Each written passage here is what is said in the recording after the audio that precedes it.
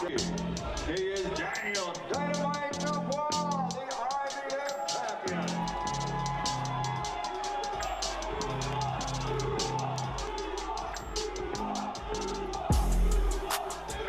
243.8 pounds for the reigning and defending IBF heavyweight champion, Triple D. Next on the scale, the reigning and defending WBC, WBA, WBO, IBO heavyweight world champion, fighting for and representing the sovereign nation of Ukraine, Oleksandr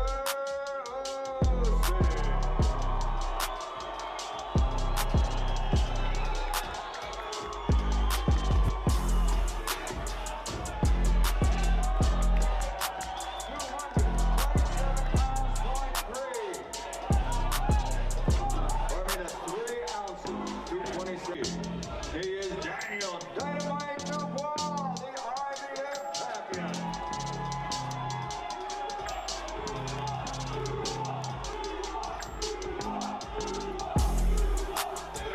243.8 pounds for the reigning and defending IBF heavyweight champion, Triple D.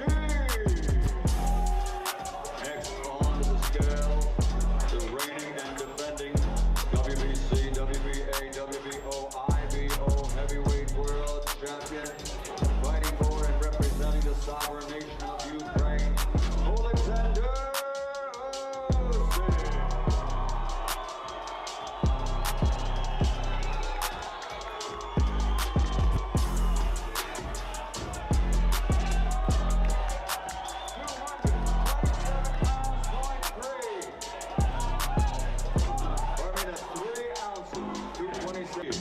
He is Daniel Dynamite Dubois, the IBF champion.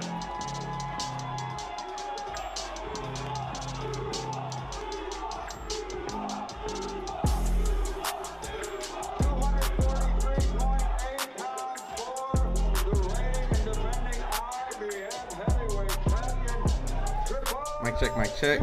What's up, y'all? Give me a few seconds while I get the stream all together. What's up, Apache? Is this in Riyadh? No, it's actually in the UK. It is in the UK. It's at Wembley Stadium. fighting for and representing the sovereign nation of Ukraine, Oleksandr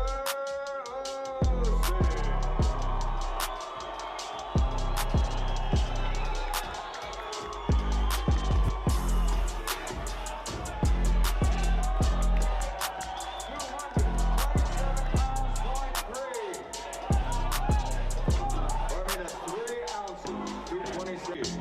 He is Daniel Dynamite Dubois, the IBF champion.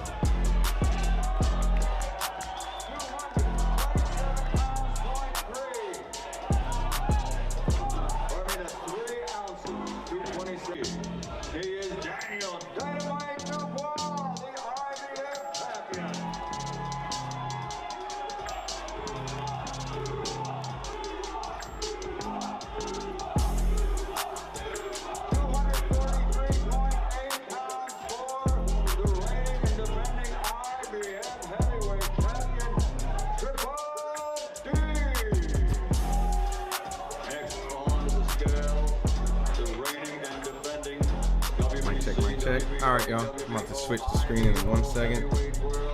What's up, Mr. Quake?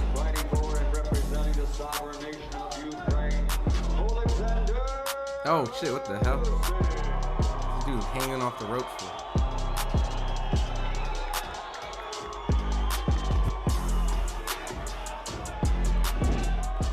Alright. What's up, y'all? It's Ron Goodall over here at FightHype.com. Just wanted to do a little quick watch along for this Daniel Dubois versus Usyk card, which by all means doesn't really seem like it has a lot of hype and attention. I guess maybe because there was so much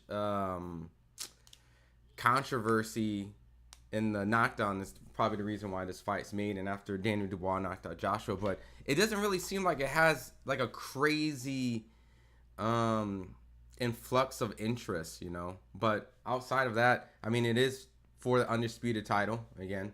It is against one of the pound, if not the pound for pound guy, Oleksandr Usyk. And then, you know, we got Daniel Dubois, who's on a tear, on a run. So a rematch, I guess, makes sense.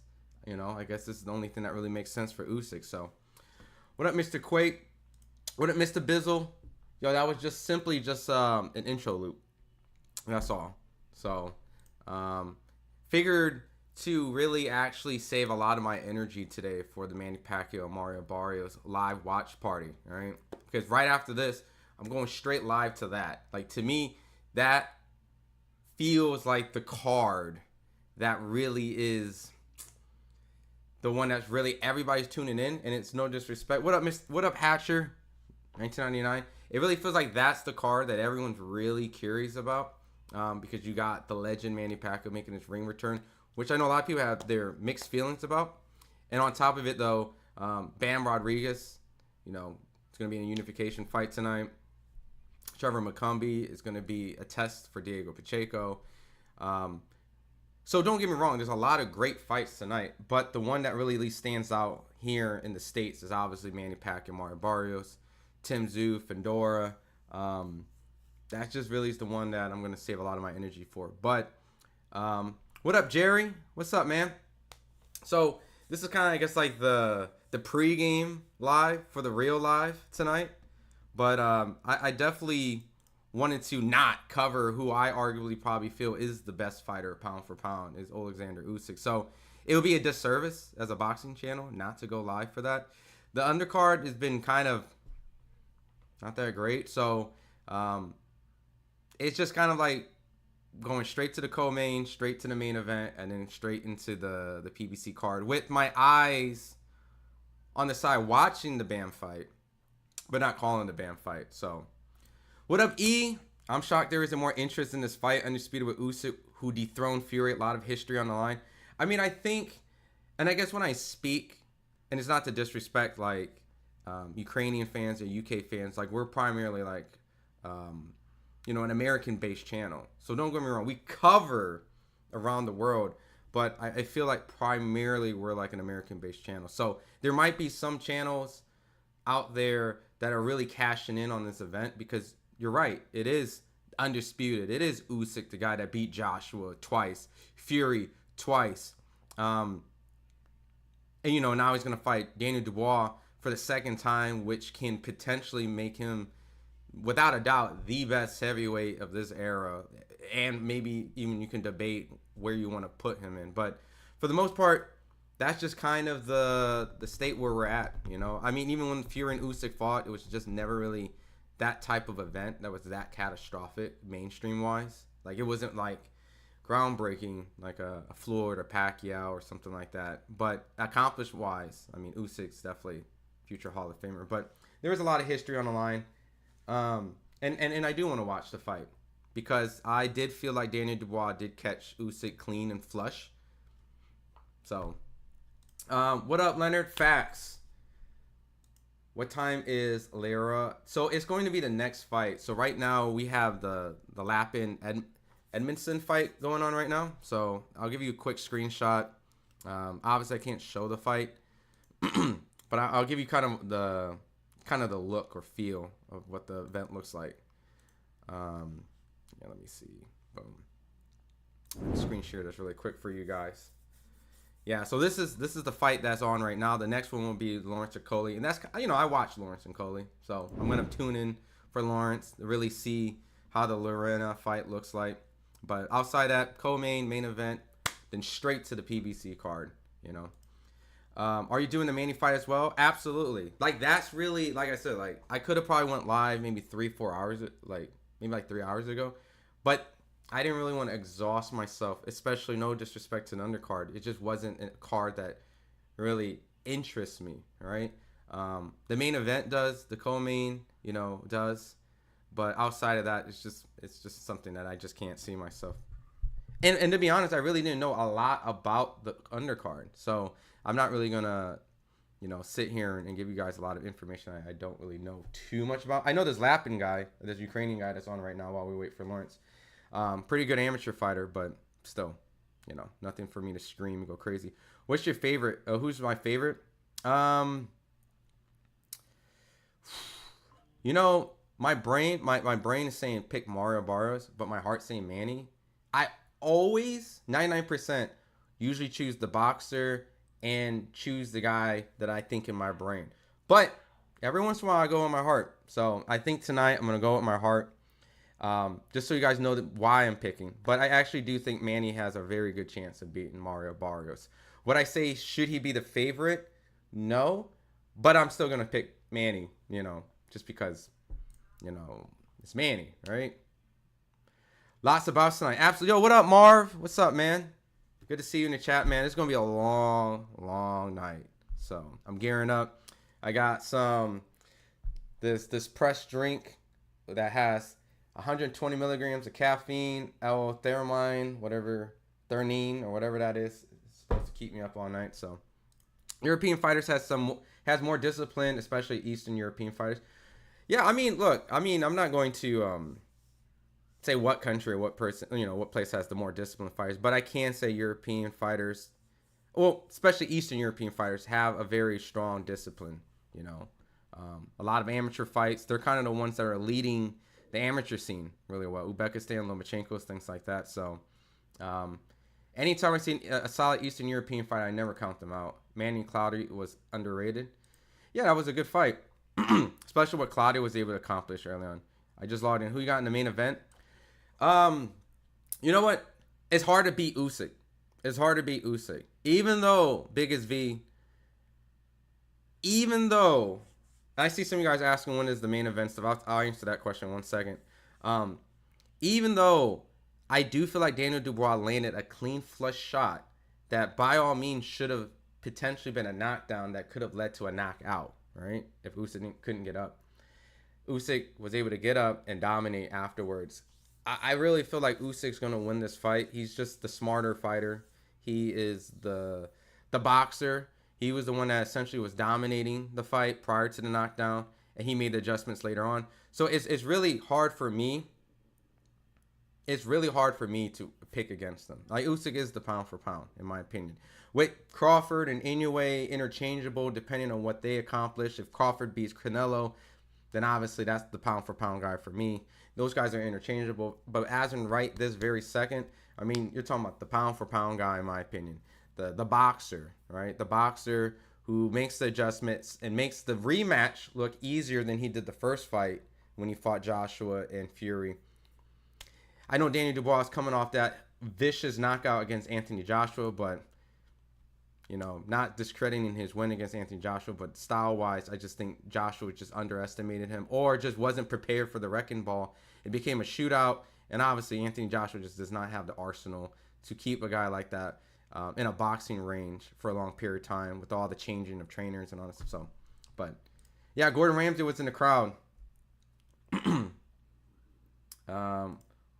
What time Dubois fight will be? So we got the co-main, and then here I actually can give you guys a specific. This is what they estimated a ring walk time. Give me 1 second. The Zone had an estimated ring walk time, so I will give you that. Approximately 3 hours and 3 hours and a half after. So 3, 4. So that's 1. So 4. let me see if this makes sense. If it's 3.5 hours later, so that's 1, 4. All right, it'll probably be an hour from now, to be honest. The Dubois fight will probably be in an hour. Yeah, the undercard is starting right now. We're right before the co-main event, so we're gonna go right into the co-main event, the main event, and then I'm gonna switch the stream right from this straight into the Manny Pacquiao live. It'll be a whole separate stream, but I'll link you guys straight into it so that you guys could just bounce right over it. But just to kind of show you real quick. All right. I haven't really been watching this fight. I'll be completely transparent with you guys. So it looks like they gave Lapin the fight. All right, the guy on the left. So we'll be getting ready for the co-main coming up. Marv, money. Yeah. What would this mean if Mario Barrios wins in a dramatic fashion? I still got Manny Ingles and work rate. I mean, I think what it means if Mario wins is that there's a few things. Say hour again. A what? Hour? Is my accent crazy? Yeah, Jerry, it's probably going to be in an hour. I taught Lawrence Okolie everything he knows. Yeah, Dubois fight be in an hour. What it means if Mario Barrios wins in dramatic fashion. You know, I think it's two things, right? I mean, I don't want to take away the fact that, like, if he beats Pacquiao, he doesn't deserve credit, right? He's Pacquiao, right? Even though he's 46. But I think it's really important to understand that if Manny gets dominated by Mario Barrios, it just shows that we're completely in a brand new era. Like, whatever that era was is done. Like, all those names that we grew up, De La Hoya, Floyd, Manny, Shane, like, all that is done. And we're almost pretty much done with the Crawford, Thurman, you know, Porter, Danny Garcia era. Like, we're literally almost done with that era and this era. So it really just closes the door on all of that, all the possibilities, all the professional fights, and maybe even exhibitions for a lot of these guys. Like, it just closes that whole entire chapter, and Mario Barrios wins in dominating fashion, right? And then on top of that, I think it just enters the idea that Mario Barrios has finally found a way to become somewhat of a marketable person. Not saying that he's going to be a mega star, but if he dominates Pacquiao, he will A-side everybody he will face from that point on because of the fact that he has Pacquiao, right? So it really makes it really interesting the way that they would position Mario Barrios and what type of fights, because, you know, you just don't beat a 46 Manny Pacquiao and think you don't get anything out of it. You get a lot from it, you know? You get Pacquiao's name on your resume. You will probably get that historic value lesson taught to the legends. Don't fight these young guys. And then he'll probably move on to a big fight right after that, you know? But Edmondson's pissing me off, man. Nothing clean, not much thrown. It comes in angry. Yeah, I'll be honest. I didn't really expect a lot, Ashley. I just didn't really know a lot from him, so that was my first time watching. I expected this to be like Lapin's opportunity to showcase himself again, because he always fights on Usyk cards, you know, the Ukrainian Connect. So it just feels like it's continuing to showcase him in front of his audience and his fans. So I didn't really expect him to be matched with a guy that would beat him. Even though everyone keeps saying it's a step up, I'm sure he is stepping up from how long ago I've been watching him fight. But I didn't really see anything impressive from Edmondson. I meant as a whole. Okay. Showbiz got 10K on Dubois. Yo, I'm not a betting man, and I never will be, because at the end of the day, anything can happen in the sport of boxing, right? So, but props to him, man. If he wins, he wins, you know. But for all I know, Dubois has a very good chance of winning the fight, because I thought that shot that he landed was flush, clean, and was supposed to be a knockdown, potentially even a knockout. So I wouldn't doubt a heavy-handed puncher. He has improved a lot. Usyk has been in some sort of wars recently. Not saying like he's been completely like bloodied up and took a lot of punishment, but you know, he's fighting these big guys for, you know, the extended period part of his career. And Usyk is at the age of what? 38, right? Keep in mind, he's a 38-year-old who's still having to move at a high level against a young guy who has a heavy punch, 27 years old, Daniel Dubois. Anything can happen, right? So I don't bet, though. I feel like it's bad karma when I bet. And a lot of times the people, if I would consider betting on, I know them personally, and I think it's like bad juju. You know what I mean? Like to bet against them or bet on them. So, hello, bro. You show another fight or? So I don't show the fights. I just do commentary. Good. Who you got in this co-main? I mean, to be honest with you, it's going to be really hard for me to go against Lawrence Okolie. I mean, I might just be behind the hype. I know his opponent, Kevin Lerena, has fought Danny Dubois and got stopped in the 3rd round. Can't really say I know a lot of his competition because a lot of his competition has been in South Africa. So it's really not giving me a huge opportunity. So it's really, you know what I mean? It's not really giving me a lot. So I know that this fight is going to be something interesting to see how he matches against a smaller guy like Lawrence Okolie. But, you know, Lawrence Okolie has been built up for a very long time to have, you know, really good boxing. AJ's co-signed him. His only loss is against Chris Billum Smith, which I think he kind of fought pretty stupid. But outside of that, I would have to favor him. But I wouldn't be surprised if something happens because I wouldn't say, like, I think the world of Lawrence Okolie. But I feel like, once again, this is just a fight that's in favor of him. That's how Southern folks say "our" for real. That's funny, man.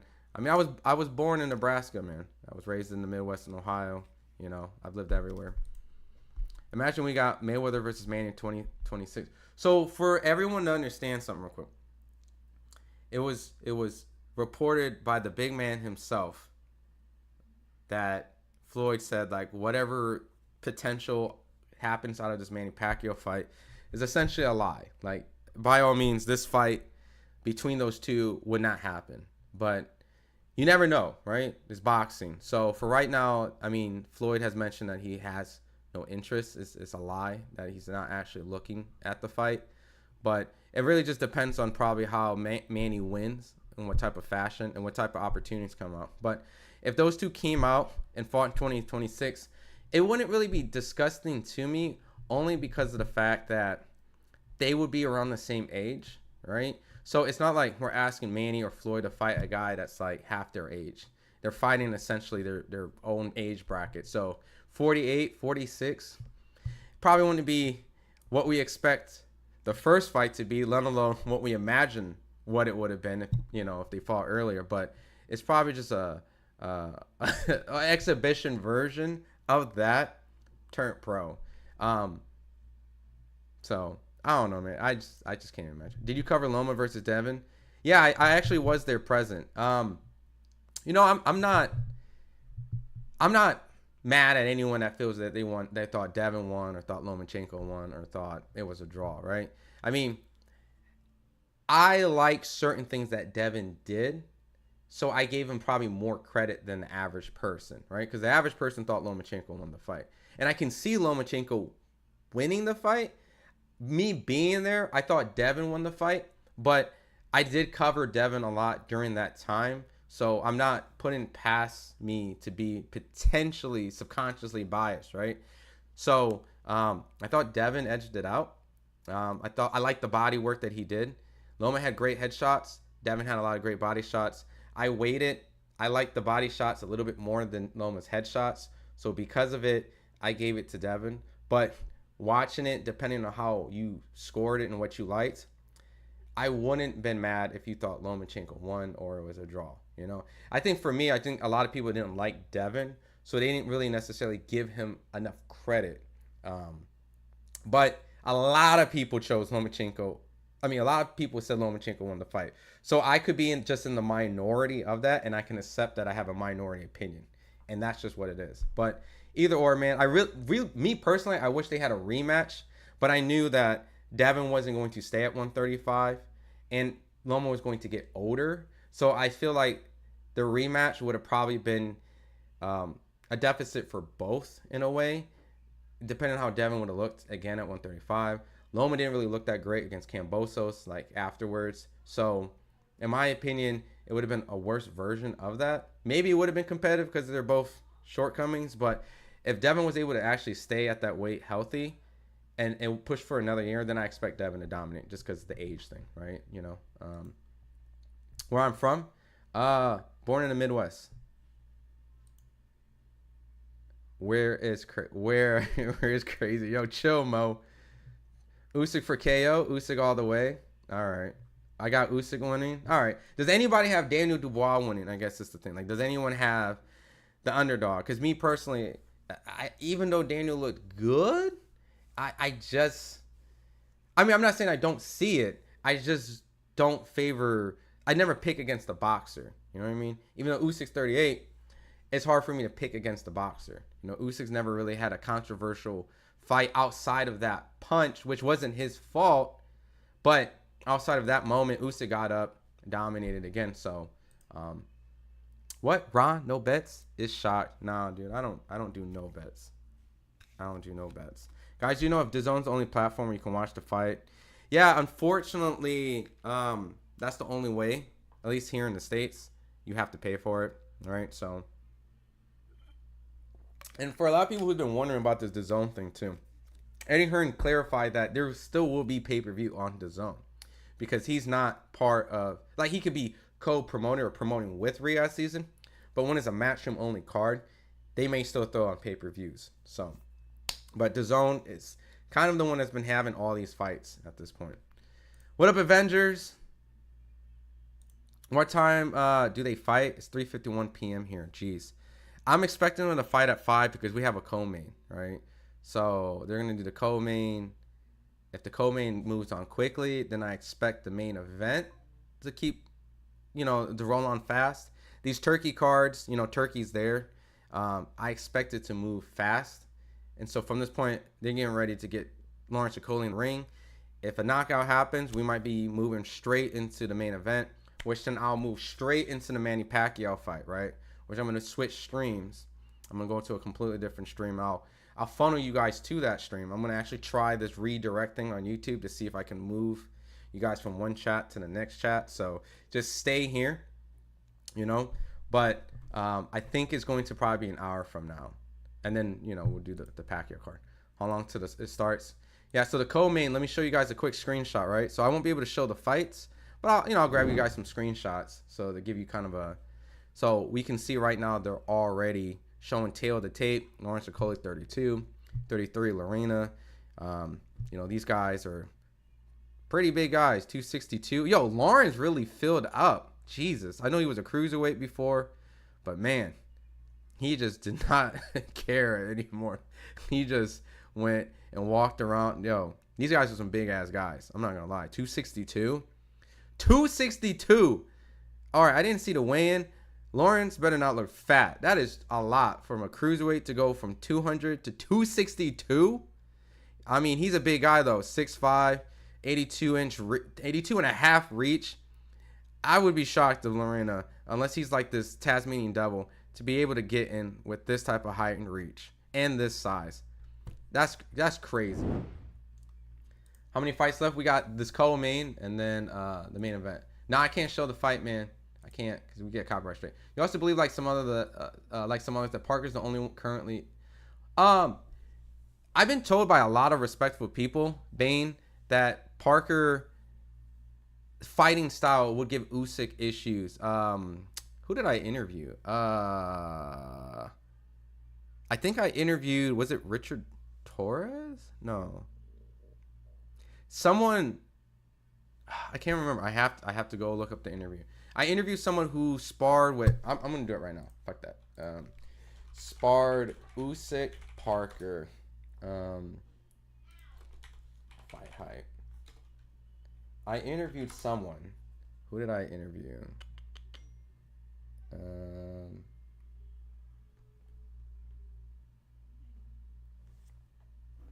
Gustavo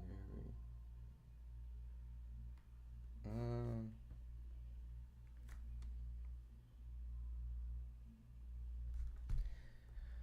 Sorry. I'm just trying to. Oh, it was Guido. All right, Guido Villanella. All right. So I did this interview a while back, 3 months ago, and to answer your question, he sparred Dubois and Parker, never Usyk. So this is a guy who's been in the ring with Dubois and Usyk, and he told me he felt that Parker would be the tougher fight because of the fact that Parker would be more mobile.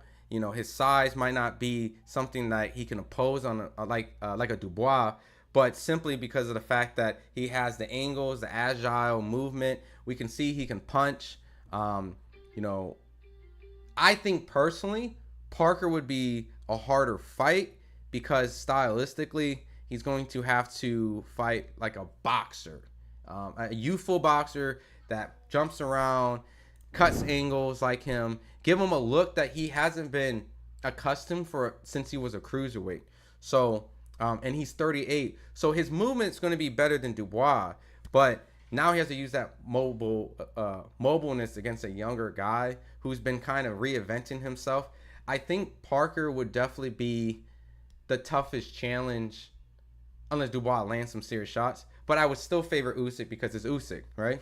Like, it's Usyk. At the end of the day, Usyk is the modern day Titan killer. He's the cruiserweight undisputed, heavyweight undisputed. There's literally nobody that's taking down giants like he is. That's why I still think he's like my pound for pound. But for the most part, Parker will give him a completely different look he hasn't seen for a long time. And no one's been able to crack the code of Parker. You know, and Parker has became the new giant slayer himself. So you're talking about two guys, giant slayers, but Parker is knocking these guys out. Usyk almost practically got Fury out, so not taking away his power. But Parker's been consistent with it. So I would like to see that fight. We're getting ready for the prelims, the co-main to walk in. I'll show a quick screenshot again. Okolie's big ass is getting in here, man. Yo, he really gained 62 pounds. That's crazy. Yo, Minute Mercy, 7 Czar, man. Appreciate the love. 14 Czar. Kevin is from my country. Never knew we had a champ. Word? Yeah, man, from South Africa. I mean, listen, in the UFC, DPP, Duplessis, that boy's a problem.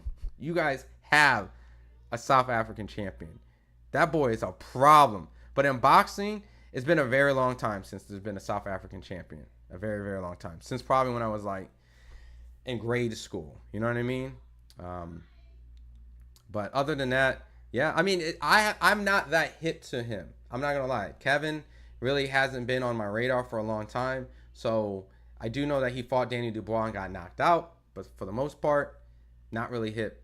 You know, so it's going to be really kind of like my second or third time watching him. But yeah, we'll get ready for the co-main's getting ready. Haney versus Usain Bolt. Y'all, you're terrible, bro. Yeah, I was born in Omaha. Wasn't raised in Omaha, but I was raised in Ohio. We can watch the fight for free. Probably some stream somewhere. Jamal, what's up, brother? I'm getting through the chat. You know what I mean? Sorry if I'm getting these shout-outs real quick. I'm going to bounce around really quick. Dubois looks like he's ready and win. Confident enough. Almost looks thirsty. Still think Usyk would be sharper than last time. Calculated with his counterpunch. I'm interested in endurance. Yeah, I mean, the only thing that's going to be really interesting is to see if he ages over time throughout this fight, because he is 38. So I am curious about that. Kevin's from my country is going to mess that man up. We'll see, man. I mean, I don't think the world of Lawrence, but I would favor Lawrence because of experience, right? Would it be fun if you spoke with a Scouse accent? Oh, dude, I can't even do that. Dude, I don't even want to disrespect people from the UK, man. I feel like I will butcher it, one, and then I also think I'll be disrespecting Scouse or Scouse. I don't even practice accents, man, but I'll probably do it one day, man. Just I gotta get good at it. Kevin probably beat him up. Really? Nah, I can't show the fight, Emmanuel, only because we'll get a copyright strike. The Zone streaming it though. And the fights. Yo, Brotherhood Sports, one of the infamous, famous people in my chat, man. The graduate, man. The true graduate of the chat. Okolie's been eating pig feet and grilled cheese all day. Yo, chill, man. He got big as hell, though. Like, I'm curious to see how that actually affects him tonight. Because is this the biggest he's ever been? That's crazy, bro. Lawrence Okolie is 262. Let me look at his... What was it? This is crazy, dude. He's had, what? A couple fights at heavyweights? But he really blew up at this point. What the hell? Devin Haney, Weight Bully, said he's fighting winner Usyk. You know, I'll be honest. I really am never a fan of fighters when they say like someone's too small. I know, I get it. But I've always been a fan of smaller fighters going up and beating up bigger fighters, right?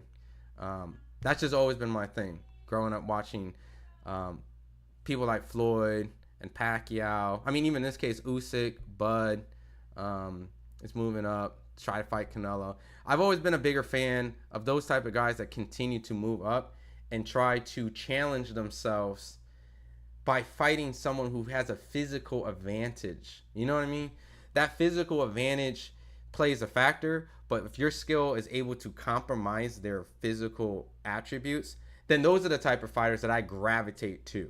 You know what I mean?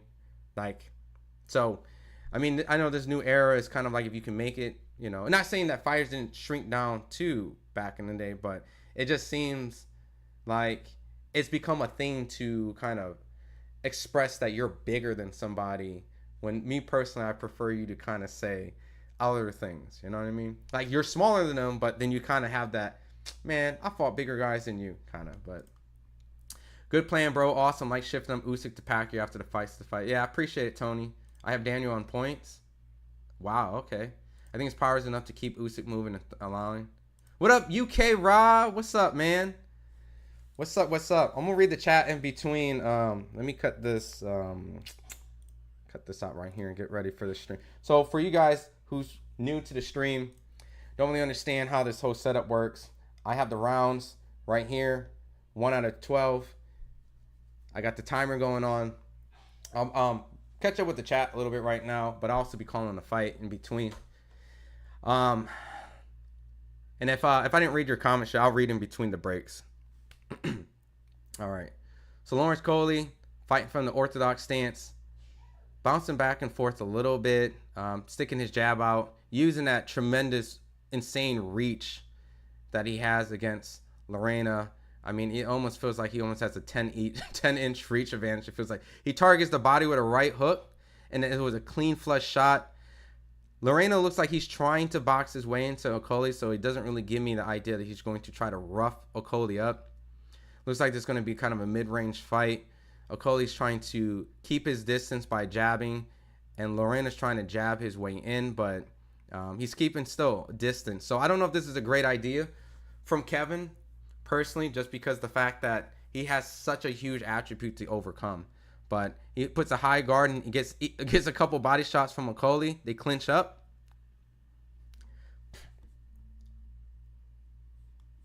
Yeah, we're in the co-main right now, Goku. Yeah, we're in the co-main right now. Anthem playing right now, yep. Yeah, we're in the co-main. Who do you have winning, Max Holler or Dustin? Oof, let me tell you in between the break. Okolie targets the body with a right hook. They clinch up. Oh, my bad. This is a 10-round fight. Not a... Let me cut that down right there before I mess this up. Okolie's bouncing light on his feet. Throws a right hand. Gets blocked.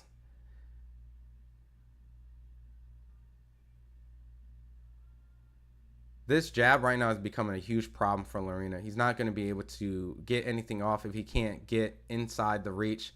Okolie fires a good right hand that catches Lerena. And they clinch. This dude looks huge against Lerena. Like, this guy has literally eaten, like, the whole cruiserweight division to get in here. He literally looks like a heavyweight compared to Lerena. I mean, he doesn't look like he has, like, a gut or nothing, but he just looks just massive. It's just huge. Now, I can't show the stream, y'all. First clinch called, many more to follow. Oh, my God. You're right. Okolie be clinching. Rob, he be clinching, don't he? He be clinching all the time. Oh, he just clinched again. Oh, dude, we're going to go through 10 rounds of clinching, right? Oh, this is going to be rough. Yo, I'm not going to lie. I don't get out my seat for Okolie. I just feel like I've been watching Okolie for so long. Like, I have to watch Okolie, right? But... yeah, I can't show the copyright. This is just a live commentary stream. Who I think, Max versus Dustin? I mean, it's tough, man.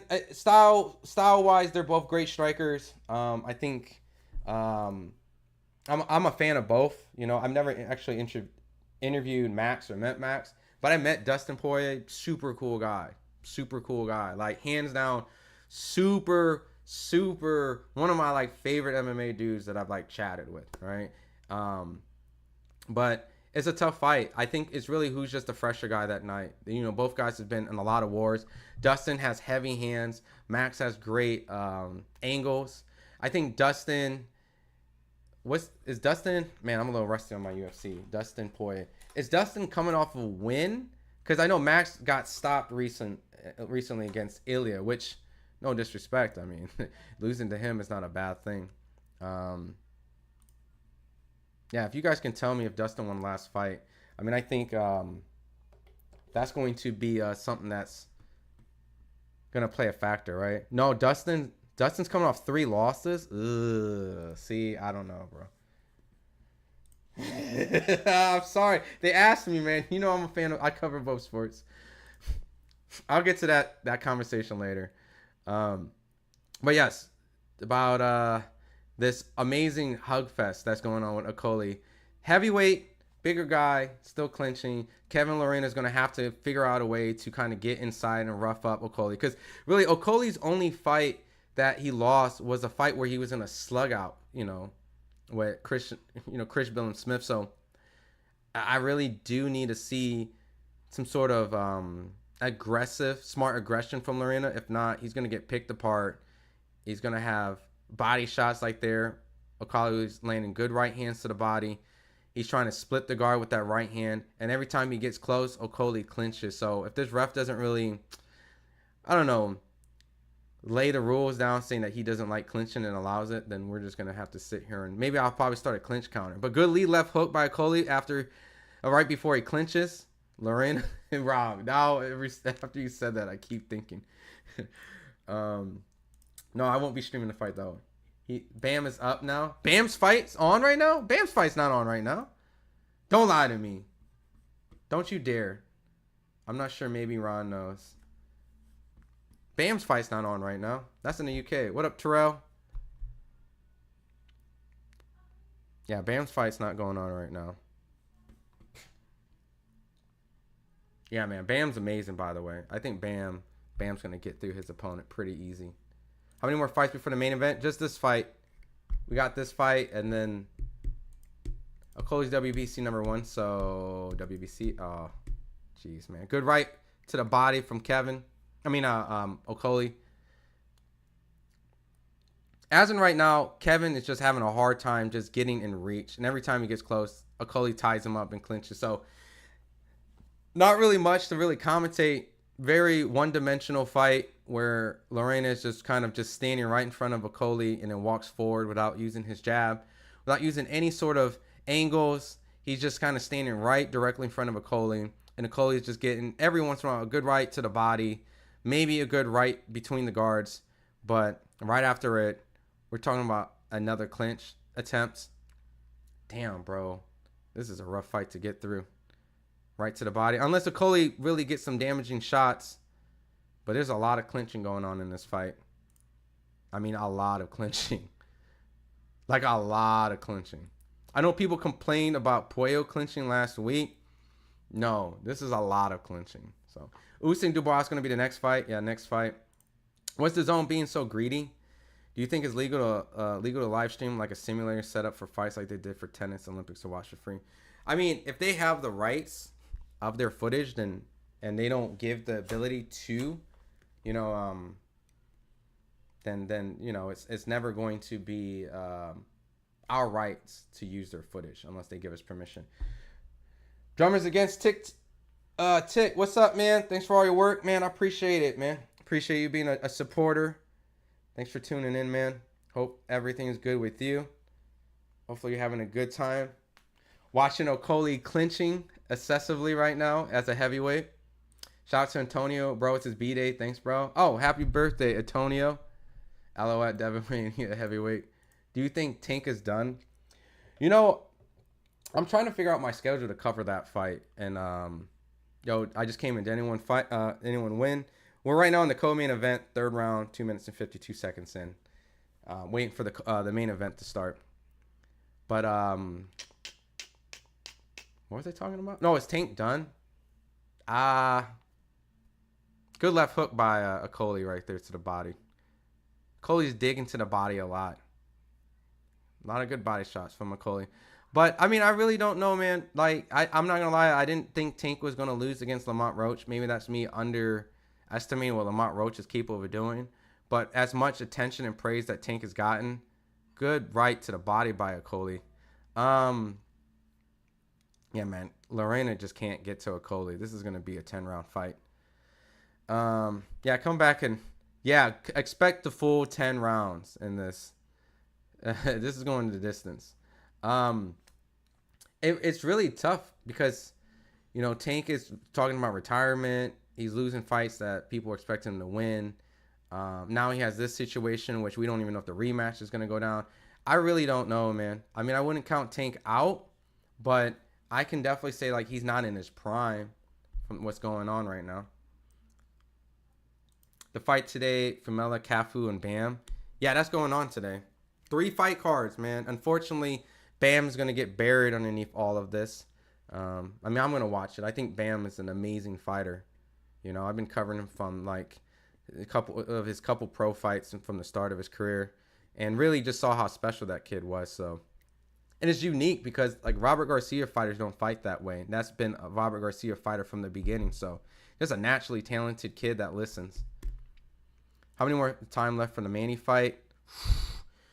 Probably like 5 hours from now.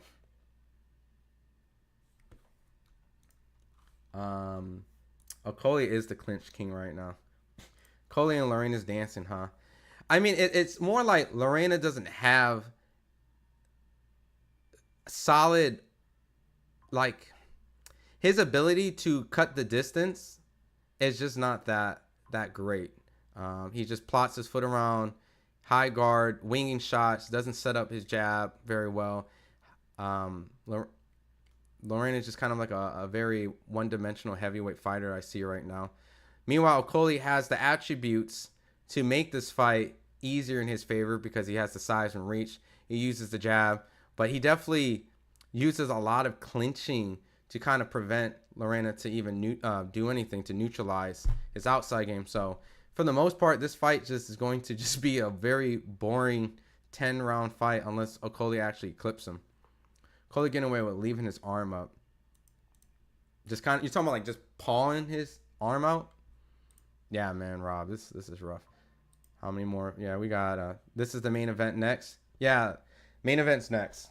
So, and then right after that, we're going straight to the PBC Pacquiao card because, you know, there's just a lot more names on that card that just interest me. So, will this stream actually stay up for the view of the fight? Yeah, for the view of the fight, but not showing the fight. Okolie always clinches. Yeah, I know. Rob just reminded me in the chat. I totally forgot how uneventful his fight. Okolie just countered Lerena with a clinch. I'm done. Yo, he literally leads with clinches. I see that. It just makes me shocked that Okolie's able to be as a co-main for this event.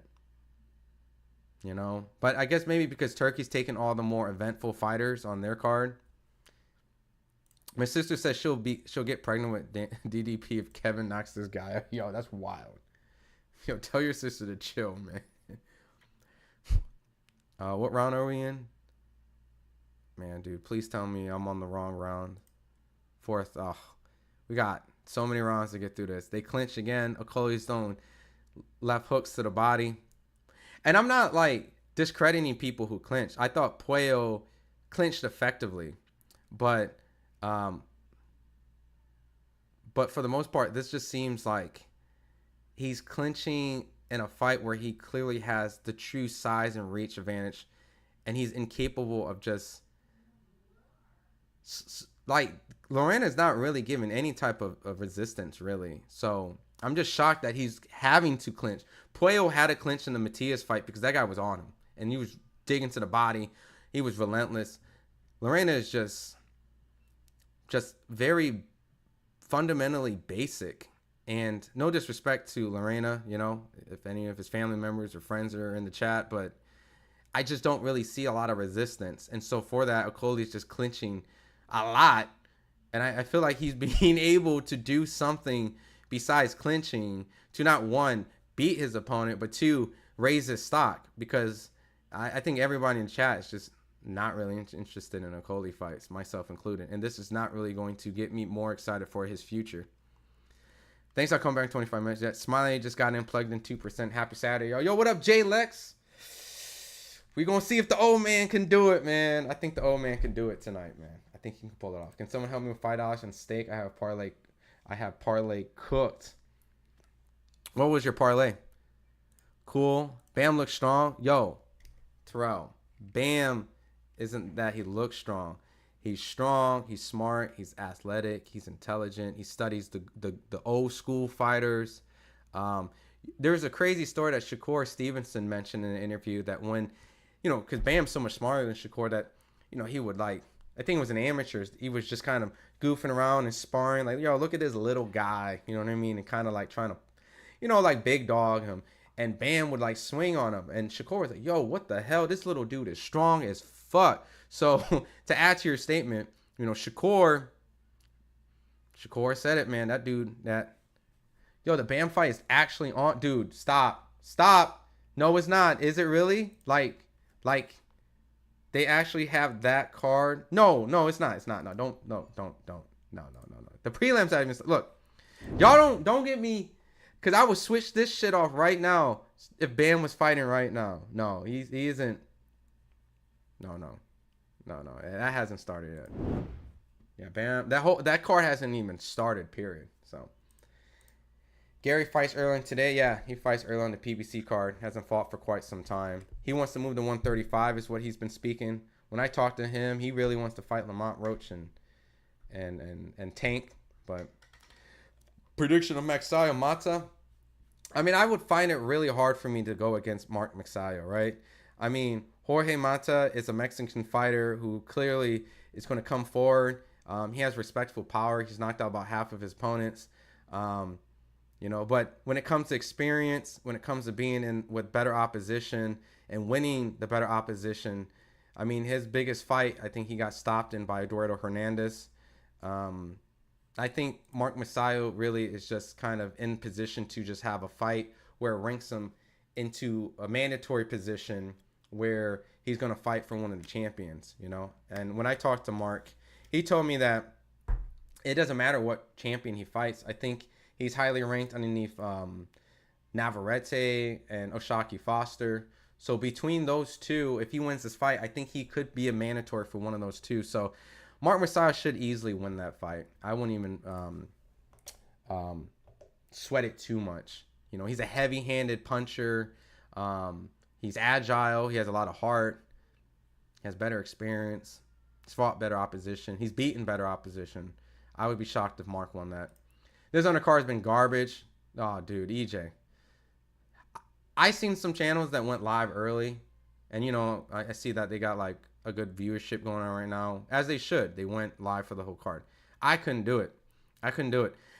I barely was even thinking about going live for the co-main, but I'm like, oh, it's Lawrence Okolie. I know that guy, but now I forgot. Maybe I shouldn't even went live to the main event. So, yeah, man. I just couldn't go live for this undercard. I would be so negative throughout this whole thing. I'm already negative right now. To me, Bam looks like the stronger fighter. Yo, what up, Jay Quinn? What's up, my guy, man? Thanks for coming in, man. To me, Bam looks like the stronger fighter. Yeah, dude, it's hard to bet against Bam. The only people that I would give Bam resistance is guys like Nakatani and Inoue. Guys that have size and equal, if not maybe more experience, like Inoue's case, power. Bam's cooking everybody. That isn't like a prime fighter. That's not a pound for pound fighter like Nakatani or Inoue. Those guys are incredible. All three of those guys. And personally, if any of those guys fight each other, I haven't covered a fight in Japan, but if any of those fights go in Japan, I might go to Japan. Nakatani Inoue I might have to put a little money in the piggy bank. I'm just saying, man. Maybe I'll make that little transition to every once in a while cover a fight in Japan, because that Nakatani. Oh, good left hook. Lerena landed his first good shot on Okolie. He landed a good left hook. A little puzzling how sharp that was, but Okolie landed a good right. And he clinched. Ooh, he eats another left hook. Left hooks are starting to sneak in on Okolie right now. Okolie needs to keep that right hand up, or I think Lerena is starting to find some success by trying to time that left hook over the jab or around the jab. But yeah, man, Bam's incredible, dude. Bam's very, very incredible. I think a lot of the little guys don't get credit, you know. Okolie's a cure for insomnia. Who you killing? Who you telling, man? All the money went to the main event. I hate to say it like this, but Frank Warren cards are very like top heavy. Very like main event. Undercards very, very, very ass. But not taking away. Oh, sneaky right hook lands on. Oh shit. Lerena's starting to throw some heat. Yo, he's starting to land some heat on Okolie. Is he starting to fade? Is him being 262 pounds starting to catch up to him? Yeah, dude. Frank is notorious for having like some of the shittiest undercards known to man. But he also produces guys that always somehow manage to get a world title shot and also manage to become world champions. So it's not that he has bad fighters. I think it's just the talent matchup, the opponents, whatever they're doing to kind of build their card. It's never good. Like, it's just a never good experience. And it's not taking away his eye for talent. He picks great talented fighters. But the way the cards are produced, I've never been like, my God, I need to watch this Queensberry card. Like, only Queensberry. Because a lot of Turkey cards, the head promoter is Queensberry. But it's like a mixture of a whole bunch of fighters, if that makes sense. It's like a collaborative card where the head is Queensberry. But dude, all them Tyson Fury undercards has been just atrocious. So, yes, Bam fights on round 2. No, it's not. No, it's not. It is not on. You hater. I just went to my DAZN. You are such a hater, bro. Do not troll me in the chat. I just pulled up my DAZN. You watching the Estrada fight. Yeah, Bam's not fighting right now. Like this very second. Can Tim rally tonight? I actually picked Tim to win the fight. I think he's the better fighter. I think he has the better attributes. He's athletic. He has power. He has good IQ. The only thing I'm curious about is that did he really kind of get beat up from those 2 fights? All the damage he took from Fedor and the Bacchium knockout loss. I mean, the Joey Spencer fight was a confidence booster, and I've been covering Joey since he was 15, so, you know, I got a lot of love for the kid, but I already knew that was just way too much for Joey Spencer. A fight like that was just way above his leagues. I mean, his toughest fight up to that point was Jesus Ramos. He had a questionable, I think, win on his career 2 prior to it, and so for the most part, him fighting Tim Tszyu was just already a nightmare. Nah, I can't show the fights. Copyright, man. Nah, I can't show it. Someone can stream Discord. Little French can't watch. Kevin's, what up, EBA? Kevin's actually my friend's brother. He's also watching your live. Almost came to my house to knock me out when I brought up the pregnant Mr. Seneca and disrespect his friend. Look, I mean, if Kevin's actually your friend's brother, I mean, he's fighting a guy who is clearly way bigger, has a lot of amateur experience. He's not really making the fight eventful, but Kevin, because of the fact that he's fighting the way that he's fighting, he's not really creating a lot of opportunities. He's trying to counter, and he's leading with single shots. And just to kind of explain that, if some people don't really know, you want to disguise your shots. A jab will this is what a jab would kind of do. It will kind of block your viewing. And if you're trying to kind of see your opponent, your jab will kind of constantly be pestering them like this, and you can move them in a direction where you want. And you can even disguise a punch behind it. If you can't see this next shot because I got the jab in front of you, right? Won't, jabbing. And then, you know, you can get better shots and you can set stuff up, especially if you land the jab, to disrupt the rhythm and then catch him over. He's not really setting up anything. He's kind of waiting, and he's trying to time a guy who's bigger than him, and he has a longer reach. So the distance he has to cut, he would have to have some sort of amazing timing or crazy athleticism, which is not really showing. And because of that, Lawrence is so long and lanky, he's able to see the punch coming if it's just coming like so Kevin's really not really creating the best opportunities for him to really. So at the end of the day, no disrespect, your friend's brother, but you know, he needs to do a little bit more to be able to set up his shots. Unless Okolie fades, because he is like a Mac truck, like a Big Mac and fries right now with 262 pounds. If he doesn't fade, you know, this fight's not going to go in his favor. Bam is more than it's exciting. Bam is the truth. Yeah, you watching an old fight, bro. You watching an old fight, man. Terrell, you watching an old fight. You watching an old fight. That's an old fight. You watching Bam Estrada. That's an old fight. Bam already beat Estrada, if you haven't seen the fight. Boom, bang, and Usyk is down. Danny Dubois. That'd be crazy. Imagine people thinking you were going to actually show the picture. I don't know. I mean, it's an every week, every day thing. I mean, I put live, watch along, and commentary, but I mean, I get it. There's sometimes you might get lucky with a guy who streams it on YouTube. Yeah, you watching an old fight. He's not fighting Estrada, brother. When's the main? It's after this fight. We got oh shit. I didn't even change the round. This is how dreadful this fight is. I think Mike Garcia is the most underrated accomplished fighter. I don't think so.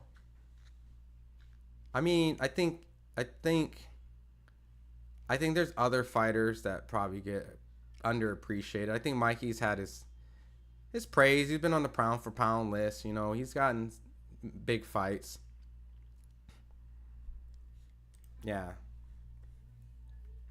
Yeah, I'll be watching the Bam card on the side. I just won't be calling it because obviously the bigger fight's the Manny fight. But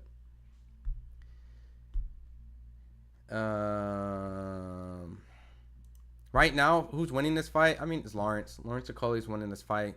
I mean, it's not really much to call. He's just landing he's just landing shots. You know, he's landing shots to the body.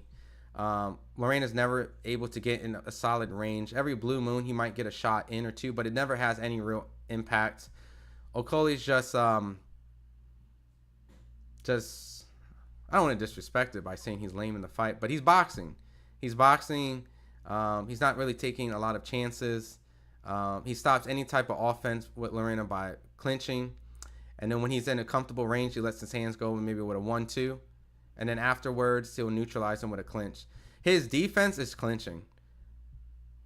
If it's a counter opportunity, he might clinch. If he's being aggressive, he might clinch. If he misses a shot, he might clinch. Okolie's defense is clearly clinching, which he's winning the fight.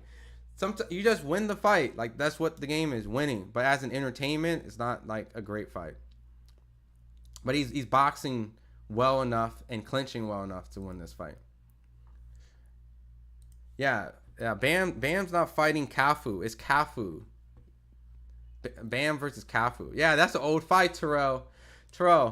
I watched the Strata fight live. I was screaming. Boy, I was screaming in that fight. Bam showed me the type of adjustment. Yo, Bam's the truth. But yeah, that you on the wrong fight, man. Yeah, Okolie once again is just in full control, man. I can't wait for Usyk Dubois to kind of wake me up, man. Turkey and Crawford spots together at co-play. Johnny, you terrible. Yo, that's crazy. I really feel bad for Homeboy's wife, man. Just to get put on blast like that. Because the internet dug into the story. It wasn't like friends of like people that knew them kind of was like, yo, you saw your husband. No, the whole world went and found her husband and his job and the mistress and who she, you know what I mean? So I feel bad, man. Tim gonna KO Fedor by surprise watch. I got Tim winning the fight. You know. School of Skills, what's up, man? We gonna do this is our pregame chat before the Pacquiao card, right? So just kind of loosening up. Manny will lose. My mind's telling me Manny will lose, but my heart's saying Manny will win. So I'm going with my heart tonight. Manny will 100% win. No, I'm not a fan, but he's on steroids. And his criminal Barrios has a title. Lord Zed coming in with his brutal honesty. Yeah, I know. It's cool, Terrell. You good. It's a good fight. You ain't never seen that fight. Keep watching that fight. Terrell, keep watching that fight. It's way better than his Okolie fight. But to add to what I was saying, Manny will, oh, what was that? Zest. Manny will win 100. I mean, Barrios was next in line. You know what I mean? And Barrios did what he needed to do by beating a guy like Ugas, who many people didn't think he was going to win. I told everyone Mario Barrios was going to win that fight. But everyone called me an idiot that Ugas was going to win. But he did what he was supposed to do when he won the fight. You know what I mean? And put him in position. So sometimes when your division isn't as hot as it was with Spence and Crawford and you know, Boots is out of division, stuff like that, that's what happens. 6'4" Bam. Cafu's too slow. It just isn't jabbing enough. I got Bam styling on Cafu. It's like styling on him. Yeah. Let me pull up that card while we wait. As in Okolie pulls away very easily against Kevin Lerena. Kevin has a good left hook. He just doesn't set it up. I really think he can catch Okolie quite a few times. He has a fast left hook, but he just throws it. And Okolie, who's known to be a boxer, just gets completely out of the way. So, and he's starting to telegraph it to the point where Okolie's starting to see it come. But yeah, you know what, Cafu has a very underrated win with a lot of boxing fans. You know, he went and beat Tanaka, Kosai Tanaka, which by all means was a really good Japanese fighter. You know, he beat really quality opponents in there. His only loss was against Ioka, which ironically Ioka ended up losing his fight against the next person that Bam would fight. So put it this way, for people who don't really understand like Bam's two lineup, there was these two really amazing Japanese fighters that was killing it. And Cafu and Martinez both beat them. So Bam is now fighting those two guys instead of the two Japanese fighters, which I was really like high on watching Bam fight those two guys. So he's fighting the two winners of those two, and they both were upsets. They were both upsets. So if Bam's able to clear those two guys, that dude's the fucking truth. That Bam is the truth. So I just think Bam is special. I think he's just IQ and his footwork and his angles and his pop. It's just, bro, he literally has great fundamental footwork. Like, he's in such an incredible fighter. But I've seen him get laxed at certain fights before, like on the Triple G Canelo card when I covered him in person. But certain fights, he really shows levels, and he's been consistent with it. Usyk's so fast, timing beats speed, but even Fury timing couldn't beat Usyk, so Dubois surely can't. Yeah, I mean, I give Dubois a punching chance if he rushes at him. But Usyk's just smart. He's going to be aware of it. He's not going to allow someone to oppose their will when he has great footwork and great lateral movement and great jab. So, time is main event. We got 2 more rounds, unfortunately, to get through this fight. 2 more rounds to get ready for the main event. His brother says Kevin's winning because Okolie is too boring. He bet $1,000 on his brother. And he says Kevin's win easily with decision. I mean, he should support his brother, but he's getting dominated, unfortunately. He's really not actually connecting. You know, I mean, he has once again, he's a really good left hook, but he doesn't really land it. Okolie just has to make it out this fight, to be honest. Where you can watch the stream, the zone. The CEO dude resigned today. Word? Damn, that's terrible. If Bam was about that boxing life, he'll call out anyway. You know, to be honest, he needs to get through his current weight classes because Bam right now is fighting at about 115. Anyways, at 122. So you're asking Bam to go up 7 pounds and fight arguably one of the best fighters at weight classes that he's never really competed at.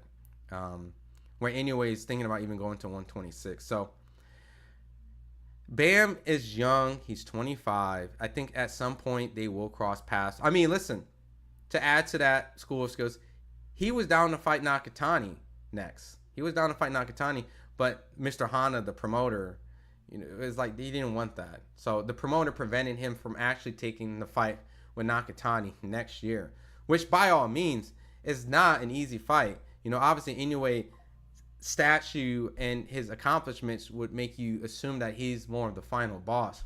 But Nakatani is right there as like, you know what I mean? Like you're playing Mortal Kombat. The Goro or the boss right before Shao Kahn or Shang Tsung is just as tough. So, but either, yeah, bro, 20. I mean, we're almost done, man. This Okolie fight is rough. Yeah, I mean, if you timed it maybe 5 more minutes, we definitely were going to the decision. Horrible undercard. But yeah, Okolie, I'm not impressed at all. Oh! Good left hook from Kevin, which I said he has a great left hook. Like that left is he has a good left hook, good left straight. Solid left. I just wish he was able to take, oh, another left. He's starting to catch Okolie a lot in this round. He did get caught. I see that shot that Kevin can land, but Kevin has to be able to set it up. He's kind of just waiting and trying to time it, which it's not really really not the type of opponent where you want to be doing that, because Okolie is really defensively, you know, safety first. I'm going to clinch, I'm going to move, I'm going to back away. So maybe if he was an offensive fighter, it took a lot of chances, but he's going to have to set that shot up. You know, waiting and countering it, Okolie's just going to just expect it and just dodge it like he just did right there. Turkey haven't announced the Killin versus Crawford undercard. I hope it's fire. School of Skills, I'm going to let you know, it's going to be like 2 or 3. Apparently, he said it's going to be like 2 or 3 days of fighting with about 20 to 30 undercard fights, which by all means, some people might love it, but I don't know, man. It's going to be like a lot of 20 or 30 undercard fighters, which really doesn't give us an understanding of like what type of quality it is. I'm assuming it's going to be a lot of, you know, no-name fighters or prospects until the main card, right? He did confirm that Lester Martinez and Christian and Billy will be fighting each other on the undercard, but that's, I'm assuming, like the night of the fight. But the whole couple fights the day before and the day before that, I don't know. I don't know what type of quality that would be. I'm just commentating. Yeah, Mark. No, I'm just commentating. Poor undercard, but it's about the main event. That's how Frank Warren cards have always been. Just very main event heavy. Final round, guys. We're sitting in the final round of the co-main right before the main event. I feel bad for the dude to bet 10K on Daniel. I feel horrible. I mean, if he got the money. I mean, imagine if he does win.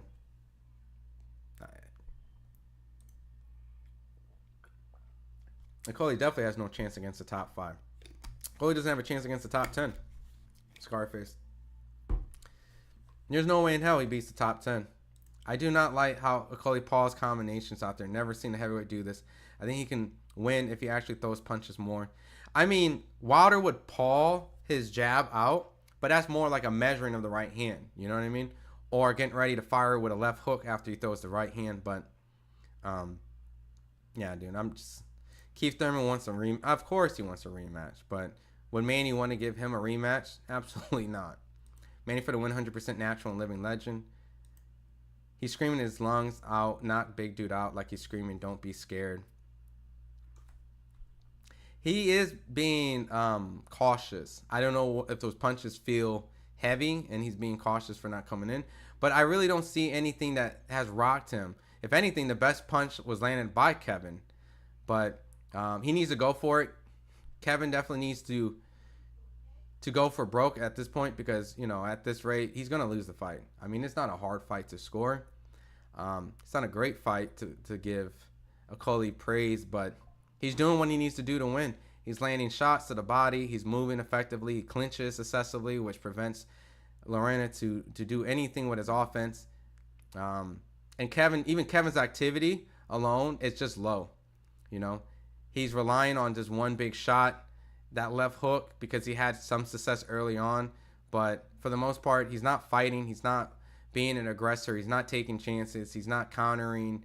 He's just trying to, well, I mean, I can't say he's not countering, but he's waiting to counter versus being first and trying to position his shots versus waiting for a counter to go over. But shout out from Omaha, Nebraska. Thank you for slowing the chat down so we can read them. Of course, change. Yo, native from Omaha. I was born in Omaha. Can't say I was raised in Omaha, but I've been down to Omaha a couple times after I was born there. Obviously to cover Terrence, right? I think I'll be in Omaha in August. So I think I'll be out to see Bud sometime, I think in August. So maybe maybe when that time happens, I think he's supposed to do some sort of like announcement or send off event out in Omaha. And I always go to those. So if you do go to the send off change, you see me, just say what up, man. I'll be out in Omaha next month. Keith never wants anyone at this point. Yeah. What's funny is the thing about Keith is, yeah, thank God this fight's over too. So we're going to switch this. So everyone that's coming in. Boom, boom. Let me change the names. Boom, boom. Danny Dubois coming up next. All right, cool. It's ironic because like Thurman speaks in a way where like, why doesn't no one give him a chance? But really, at the end of the day, when he was the man, he was waiting for the opportunity, which I don't blame him, which was Pacquiao or Floyd before Floyd retired. But he never gave people the chance that he's expecting him to get at this position, right? So it's just ironic that he's calling people out for not giving a chance when he had the opportunity to give people a chance. But I get it. It's a business. He's won a lot of championship fights. He was unified. The only person he lost to was Pacquiao, and it was a great fight. He's at 154. It looks like, they're trying to set up him and Jamel Charlo. I don't know if you guys saw that. Jamel was on a FaceTime call with Thurman at the weigh-in or press conference day. So, but yeah, I guess I like to see those two fight each other. It seems like that's what they're setting up. Yeah, I bet $100 for Kevin. Let's see if I'm supporting my friend. He laughed at the... Yeah, man. That was a support bet, but... Yeah, definitely reach out, man. Kevin does have good power in that left. Okolie outboxed him. He had turned it into an actual fight. He could have won. I agree. If he took some chances, try to rough him up, set some feints, throw some level changes, give a variety of different punches to try to set up the left shot versus just only throwing the left shot. Give him another shot to worry about so that he's not only just aware of the left shot. Because Okolie, he's not stupid. He sees it coming. Yeah, thank God it's over. Man, Manny's looking great. I have to give him a chance now. Barr's been getting hit with big shots. It's like, yo, I'm picking with my heart, and I'm going with Manny. So, all right. Here it goes. Unanimous decision. And still. Oh. Shit. I wasn't supposed to actually, it's awkward. That was supposed to be a screenshot. Oof. Again, I caught that. Yeah, Lawrence Okolie won the fight. Wasn't really much to score, unfortunately. What time does the fight start? For the main event, it'll be next. Next one will be Usyk versus Daniel Dubois coming up next. Finally. Finally a fight that I can actually get all excited about. Holy shit. Holy shit. I was about to lose my mind. Man, dude. I was about to lose my mind. Am I gonna... What time does the fight start? No, I'm not gonna be able to show the fight. Just letting everyone know it's just gonna be live commentary. It's a watch along. Yep. The co-main just ended, guys. So we're getting ready for the main event coming up. No more sleepy fights. We get to the big fight now. And then after that, we're going straight into the Pacquiao card. Keith Thurman messed up when he refused to fight Spence and Bud. Now he's desperate for a big payday. Yo, Keith Thurman got pissed at me for asking would he want to fight the winner of Khan and Bud back in the day. Because Bud had the WBO. He went into this whole like, you don't know what it feels like to be a champion. Let alone a 2-time champion. You know, so like, yo, dog, I'm just asking. Would you be looking at the Amir Khan Bud winner? You know, would that be a fight that you'd be interested in? But, you know, I get it. Fighters, for whatever reasons, find media to be very, I don't know, they get defensive. I don't know what. Because that was at the time when he looked bad against Josecito Lopez when he got hit to the body shot at the Barclays Center. And I thought it was a fair question. Would you want to face the winner of Amir Khan and Bud? So, but, you know, Keith was always in the position where he was right before Pacquiao. I mean, right after Pacquiao and Thurman. And he did get the Pacquiao fight. And he should have won that fight if he didn't get dropped and started a little bit faster earlier on. But Pacquiao's speed and everything was just too much, so. Yeah, so. The main event's coming up. Yeah, I got Manny also. Yeah, man, I just... Here's the thing, too, and there's no disrespect to Barrios. I think Barrios is an awesome human being. Like, I've covered him for a long time. I really like him as a person. I think he's a genuine guy. I think he's a really cool fighter. He's very exciting, a lot of blood and guts, you know. And I think he's underrated, too. You know, I would speak very highly of Mario Barrios. But, you know, there's certain style clashes that create certain outcomes. And I think that with Barrios... If Barrios does not make this fight boring and lame, not Okolie boring and lame, but use his height and reach, he has a great jab. Barrios has a great jab. Strong jab, too. He has power in his right and his left, right?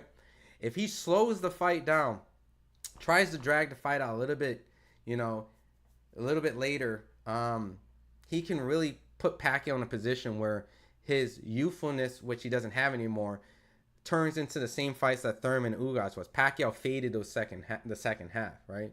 Between those two fights. Because he started great against Ugas, lost the second half. Started really good with Thurman, fought in the second half, kind of went back and forth the second half. But because he was so up in the first half that he was able to win that fight. You know what I mean? It was Pacquiao fading both times in the second half, but he was able to win the Thurman fight, lose the Ugas fight. Barrios starts really strong, but fades in the second half too. So it's interesting that if Barrios does not get caught with anything early, like a flash knockdown or anything, allows Pacquiao to get in a groove, if he can hold a strong lead, he can probably make it to the distance and win the fight, even if he kind of falls apart in the second half. But if he allows Pacquiao at any moment rally in the first half or rally in the second half, where Barrios tends to fall apart, the Tank fight, he was doing good in the Tank fight, loses the second half, and then gets knocked out. Does really good against Abel Ramos, drops him on Netflix, is beating the shit out of him. Then the second half comes on, it's like, yo, what's going on? Does really good against Akhmedov the first half, boom, beating him up. And it wasn't for the 12th round knockdown that he got Akhmedov. He probably would have lost that fight too. So it's an issue with Barrios, and I even talked to Barrios and asked him like, yo, what is it where you just like, you beating the shit out of these guys the first half, and that second half, you just kind of... So it really comes down to if Barrios can actually focus and stay strong in the second half, if Pacquiao can show that he can not fade in the second half, then we can get a really, really interesting second half. But if one of those two factors fall in, then you can really see that other person completely take over. So if Pacquiao starts strong, really, really strong, and kind of make the second half competitive, he can win the fight. And that's kind of what I'm expecting. But if Barrios starts really strong and then keeps Pacquiao at bay, and Pacquiao starts to fade while Barrios is disciplined, using his jab and keeping the fight boring, right? Kind of boxing him and expecting Pacquiao to run in with straight angles. Like, he's doing angles, but he's going on a straight line with his feints and kind of just stepping back, pawing, using your jab, kind of making it boring the first half. Then you can kind of take over the second half with your youth, your size, your jab, your power. Might even maybe rock Pacquiao a couple of times. So, but at the end of the day, man, it's one of those type of fights where we don't know what Pacquiao can do because of the fact that his exhibition gave a lot of questions. He's coming off a loss with Ugas. And then he's been out of the ring for X amount of years. So it's kind of one of those factors. It's Pacquiao, but he's 46. But Barrios, who isn't really known to be a defensive specialist, tends to get hit, tends to get rocked, tends to get dropped. Strong, powerful, youthful, long jab can be a nightmare for Pacquiao, you know, if you're patient. So, anyways, let me get back to the chat real quick. For anyone that's asking, it's just going to be a live commentary. We can't show it. It's going to be copyright. I think Barrios' camp has a terrible plan for Pacquiao. Barrios would get knocked out early. Only if their plan is to just be boring. Like, just don't engage, you know, completely.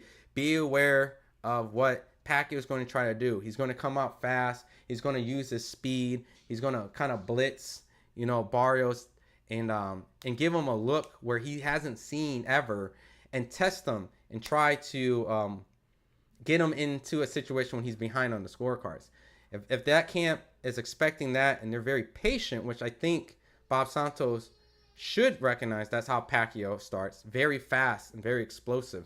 Then he can slow the pace down, kind of like how Ugas did.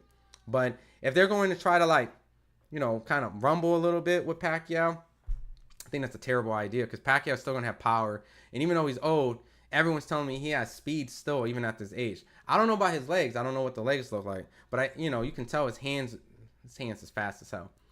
Somalia is good for you. Then I see you, a fighter. Harder Somalia, good for you. I see you. Are you asking if I'm a fighter? No, I'm not a pro fighter. PBC did a switcheroo and Manny Spence dropped out and they gave him a guy who was in training for US. Yeah, and that's another factor. He was training for an aggressive southpaw to come forward and bully. Then he ended up fighting an awkward orthodox fighter who was very patient and kind of like rumbled at times, but at the same time lamed it out. So I'm going with Pacquiao, man. I'm going with my heart. My brain's telling me to pick Barrios, which I normally pick my brain. But something feels like even at the age of 46, Pacquiao can get it, man. Bro, Thurman's a bum. Chill out. I have Dubois winning. Usyk made a mistake taking this fight. We'll see, man. Usyk is 38 years old. Usyk is 38 years old. He's been in some fights where, he took some punishment. I wouldn't say like he was like getting like pummeled, but he took some punishment. And I do feel like even though he did dominate the Dubois fight, I did feel like that body shot was flush. I thought it was a fair shot. It wasn't a low blow. And it should have been considered a knockdown. If not, possibly it would have knocked him out if he couldn't actually get up. So, but Dubois has changed. Usyk has leveled up big time. I mean, these two are, I think, IQ-wise, a better version of each other. Dubois has kind of learned from his youthful mistakes. He's 27, still strong, ferocious. It's crazy to even think that Dubois is 27, guys. Like, he's 27. Usyk is 38. So, I favor the boxer. But if Dubois does land a bomb on him or does hurt him, I mean, it's heavyweight boxing, dude. I mean, that's why we're in this fight, because we're in question of what that low blow was. It doesn't make it a fight where it sells big bucks, like state-wise. But in the UK, I'm sure it's going to be a packed house. I'm sure people are really invested to see this fight. It's undisputed. It's a rematch. They're getting ready to get in the ring right now, so I'm going to be calling the fight. And right after this fight, we're going straight into, like I said, the Manny Pacquiao card. My head says Mario Hart Pac-Man. Going with my heart. Pac-Man. I usually go with my head, though.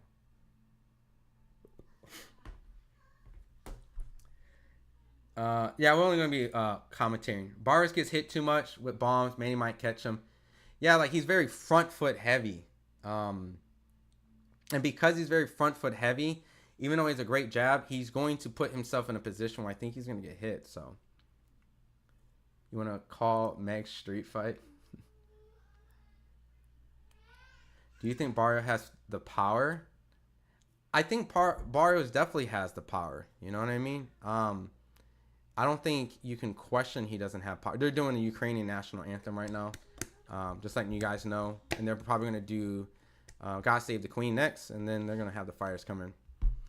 But do you think Boris has the power? Of course. I definitely think Boris has the power. He's big, he's strong, he's youthful. Every person he's faced, who he landed clean and flush, they felt it. It was just a matter of their chin, and everything just comes down to like what type of Pacquiao we get.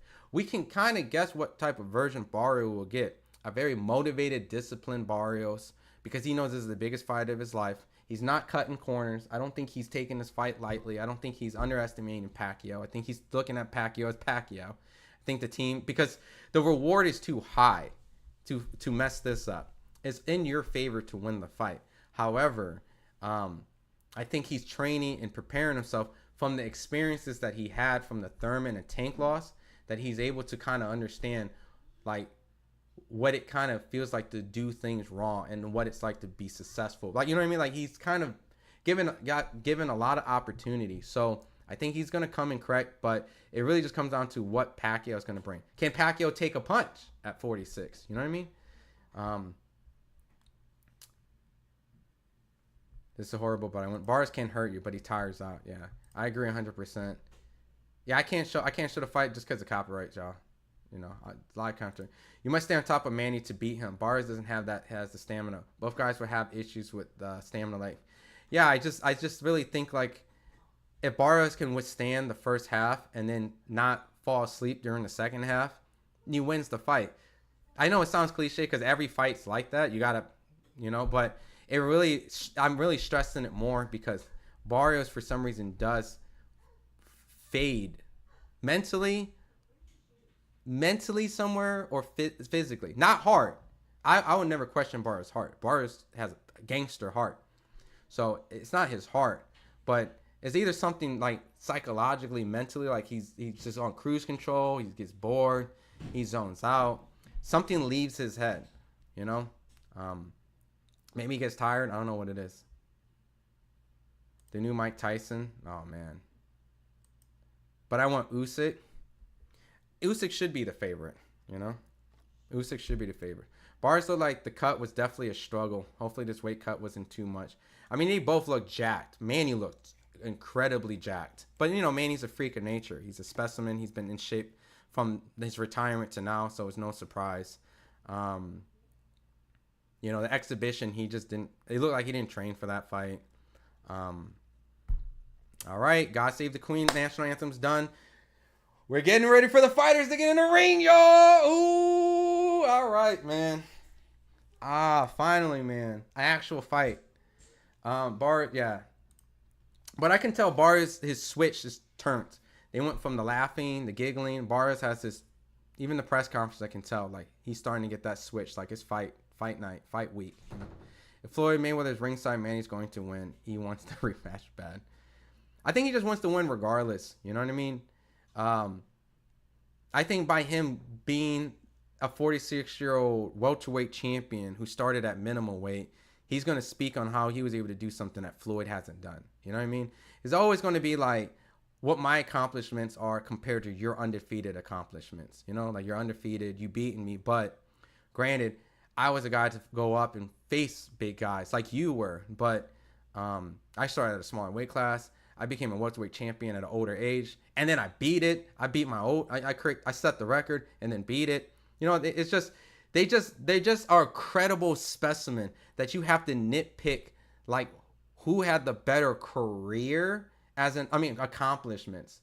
Who had the better career, right? Floyd had the better career, but based off accomplishments, you really look at their accomplishments as a whole, and you really can start to separate who did what and what made this guy special in this field and what made this guy special.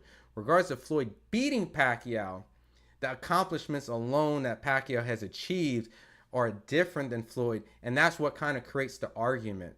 I mean, I think Floyd had the better career by far, but, at the end of the day, these are incredible accomplishments that Pacquiao is doing that Floyd hasn't achieved. So, and especially if he achieves this one tonight, even at a guy that isn't, quote, considered Hall of Fame level, All right, man. Daniel Dubois' interest tonight looks like Billie Jean. 200 million fight purse. Oh, they doing that old school grind. They doing that old school grind for Daniel Dubois.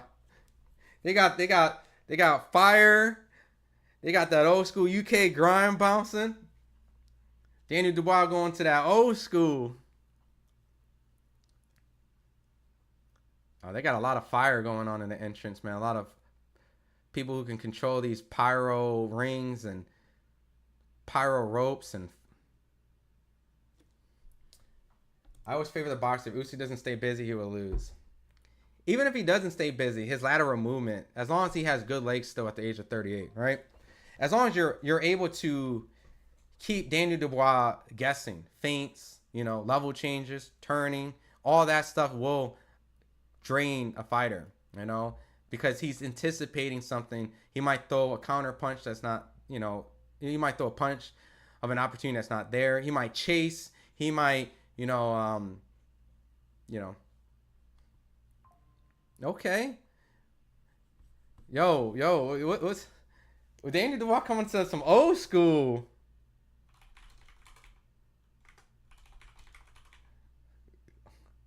He's coming out to Cameo. Okay. He coming out to Candy. Okay. I love when fighters come out to old school music. You know what I mean? Like Bud came out to Shaka Khan. I think he said that's his favorite ring walk. Daniel Dubois coming out to Cameo. I mean, obviously, this before my time. That's shit that my dad listened to, but he got old school fighting pants on. He got old school music going on. He fighting like an 80s fighter right now, man. When people debate low blows. I mean, that's how we're here, man. That's why we here. And also, he knocked out Joshua. So, but regardless, at the end of the day, man, now he has an opportunity to show, right? So, who sends the same emoji as me? I'm from Ukraine. Respect, man. Yo, Ukraine has some of the most incredible fighters that I've ever covered in my entire life. Like, in my recent boxing career, I mean, some of the most incredible talents came from Ukraine, man. So, hopefully the amateur scene continues to stay strong. Hopefully everything works out with you guys' country. And on top of it, I'm looking forward for the next generation of Ukrainian fighters, man. Because that country produces amazing fighters from when I was a kid to even now, from James Toney having to fight his cruiserweight fight with, the gold medalist to now. Like, you guys have amazing amateur fighters that transition and create legacy fights. So he leaves his head exposed, therefore Pac-Man might get him early. I feel like Pac-Man might drop him. Flash knockdown, but I feel like he might drop him. Kind of like a Keith Thurman, you know what I mean? Oh, man, dude, I'm getting excited for that fight. Which is terrible, because when the fight was made, I was like, yo, why is a 46-year-old Pacquiao fighting like any other person would? But, man, dude, these Wembley ring walks. Daniel Dubois is still walking to the ring, y'all. He is still... These ring walks are so long at Wembley that 2 to 3 songs play from when they're leaving the locker room to when they enter the ring. This is crazy. How long to Usyk fight? Daniel Dubois in the ring. The plan Pac is to meet them in the center of the ring and use the jab. This ain't gonna work out at all.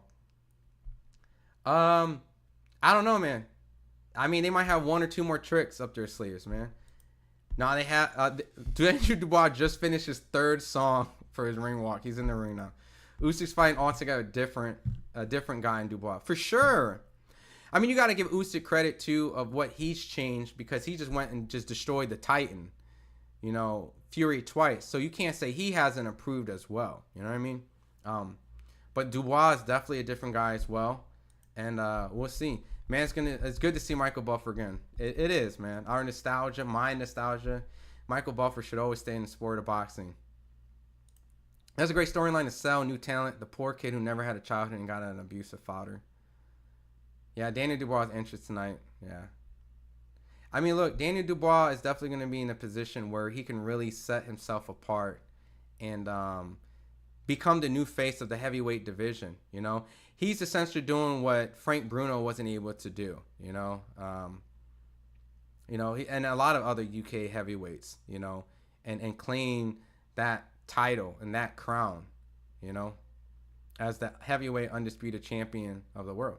You know, I know him and Frank have a great relationship, so both have amazing careers for sure. Absolutely, man. Hard work and medication. Hard work, medication. You're crazy, dude. Usyk intro is literally fire. Let's see what his... He had like this song for the Fury fight that was so fire. That was from Ukraine. That was so like empowering, very strong. You know, like I'm ready to fuck some shit up. Like Katie Taylor had that kind of, you know, spiritual kind of ring walk. Oh shit, Dubois. Okay, he's looking serious. Links for live. Draped in shirt like Iron Mike used to come out wearing. Is your dad from Omaha? If so, what school did he go to if he was a boxer? My dad actually did box. He's from New York though. He was from New York. He did PAL, Police Athletic League. That's where I got a lot of my boxing fundamentals. I did Junior Olympics in Taekwondo. And I had a lot of friends that did wrestling, so like they would teach me wrestling secondhand. And my dad taught me a lot of boxing. So I would use boxing in my Junior Olympics in Taekwondo. But damn, Usyk coming out mad scary. Usyk coming out like a scary. Ooh. Hey, man. Why Usyk coming out all creepy right now, man?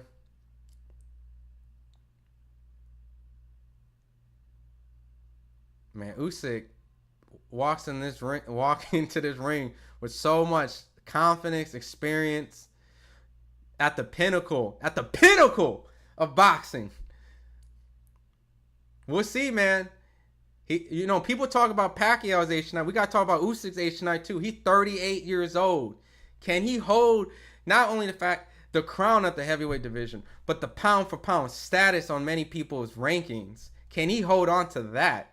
Because 38 is still 38, and he's on top of the game fighting not just fights. He's fighting the best after the best after the best after the best in the heavyweight division now at this point of his career. This is literally arguably the number 2 guy in the heavyweight division as we speak right now. He's already spanked Fury. He already spanked Joshua. Daniel Dubois comes in and annihilates Joshua. Look, he's fighting the next guy up again and again. And if he's beating them and they get back to number 1 position again, he's fighting them again. Controversy. Low blow, not a low blow, fighting him again. After he looks like a monster, like the best version of himself, he's fighting literally what looks like the best version of Daniel Dubois. You got to give Usyk props, man. You got to give Usyk props. Can't take nothing away from him. You can love him, you can hate him, but you got to respect him. You got to. Like, you have to respect Usyk. You could pick Daniel Dubois to beat him tonight, but you got to respect Usyk tonight. You know what I mean? So all these old-ass 37, 38-year-old fighters that's fighting big guys, you got to give them props, man. Young, big guys. Old school, black trunks. My friend's so mad at Brett lost, he wants to make... chill out, man. Chill out with that. Pat Man got them fast hands. He's going to catch bars. Bars got caught in his... I'm going with my heart. I'm not telling you from my brain. My Pacquiao pick is a fusion between my heart. So, What time is the fight? Usyk just got in the ring now, so they both in the ring. Both guys in the ring. I hope Daniel gets TKO since he wanted to play sick in Saudi. Oh, yeah. He was supposed to fight Parker. Yo, I forgot about that. Damn. Yo, Parker really the one that I want to see Usyk fight. He a bit weird. Kevin should watch out. Turtle. Where's Turtle?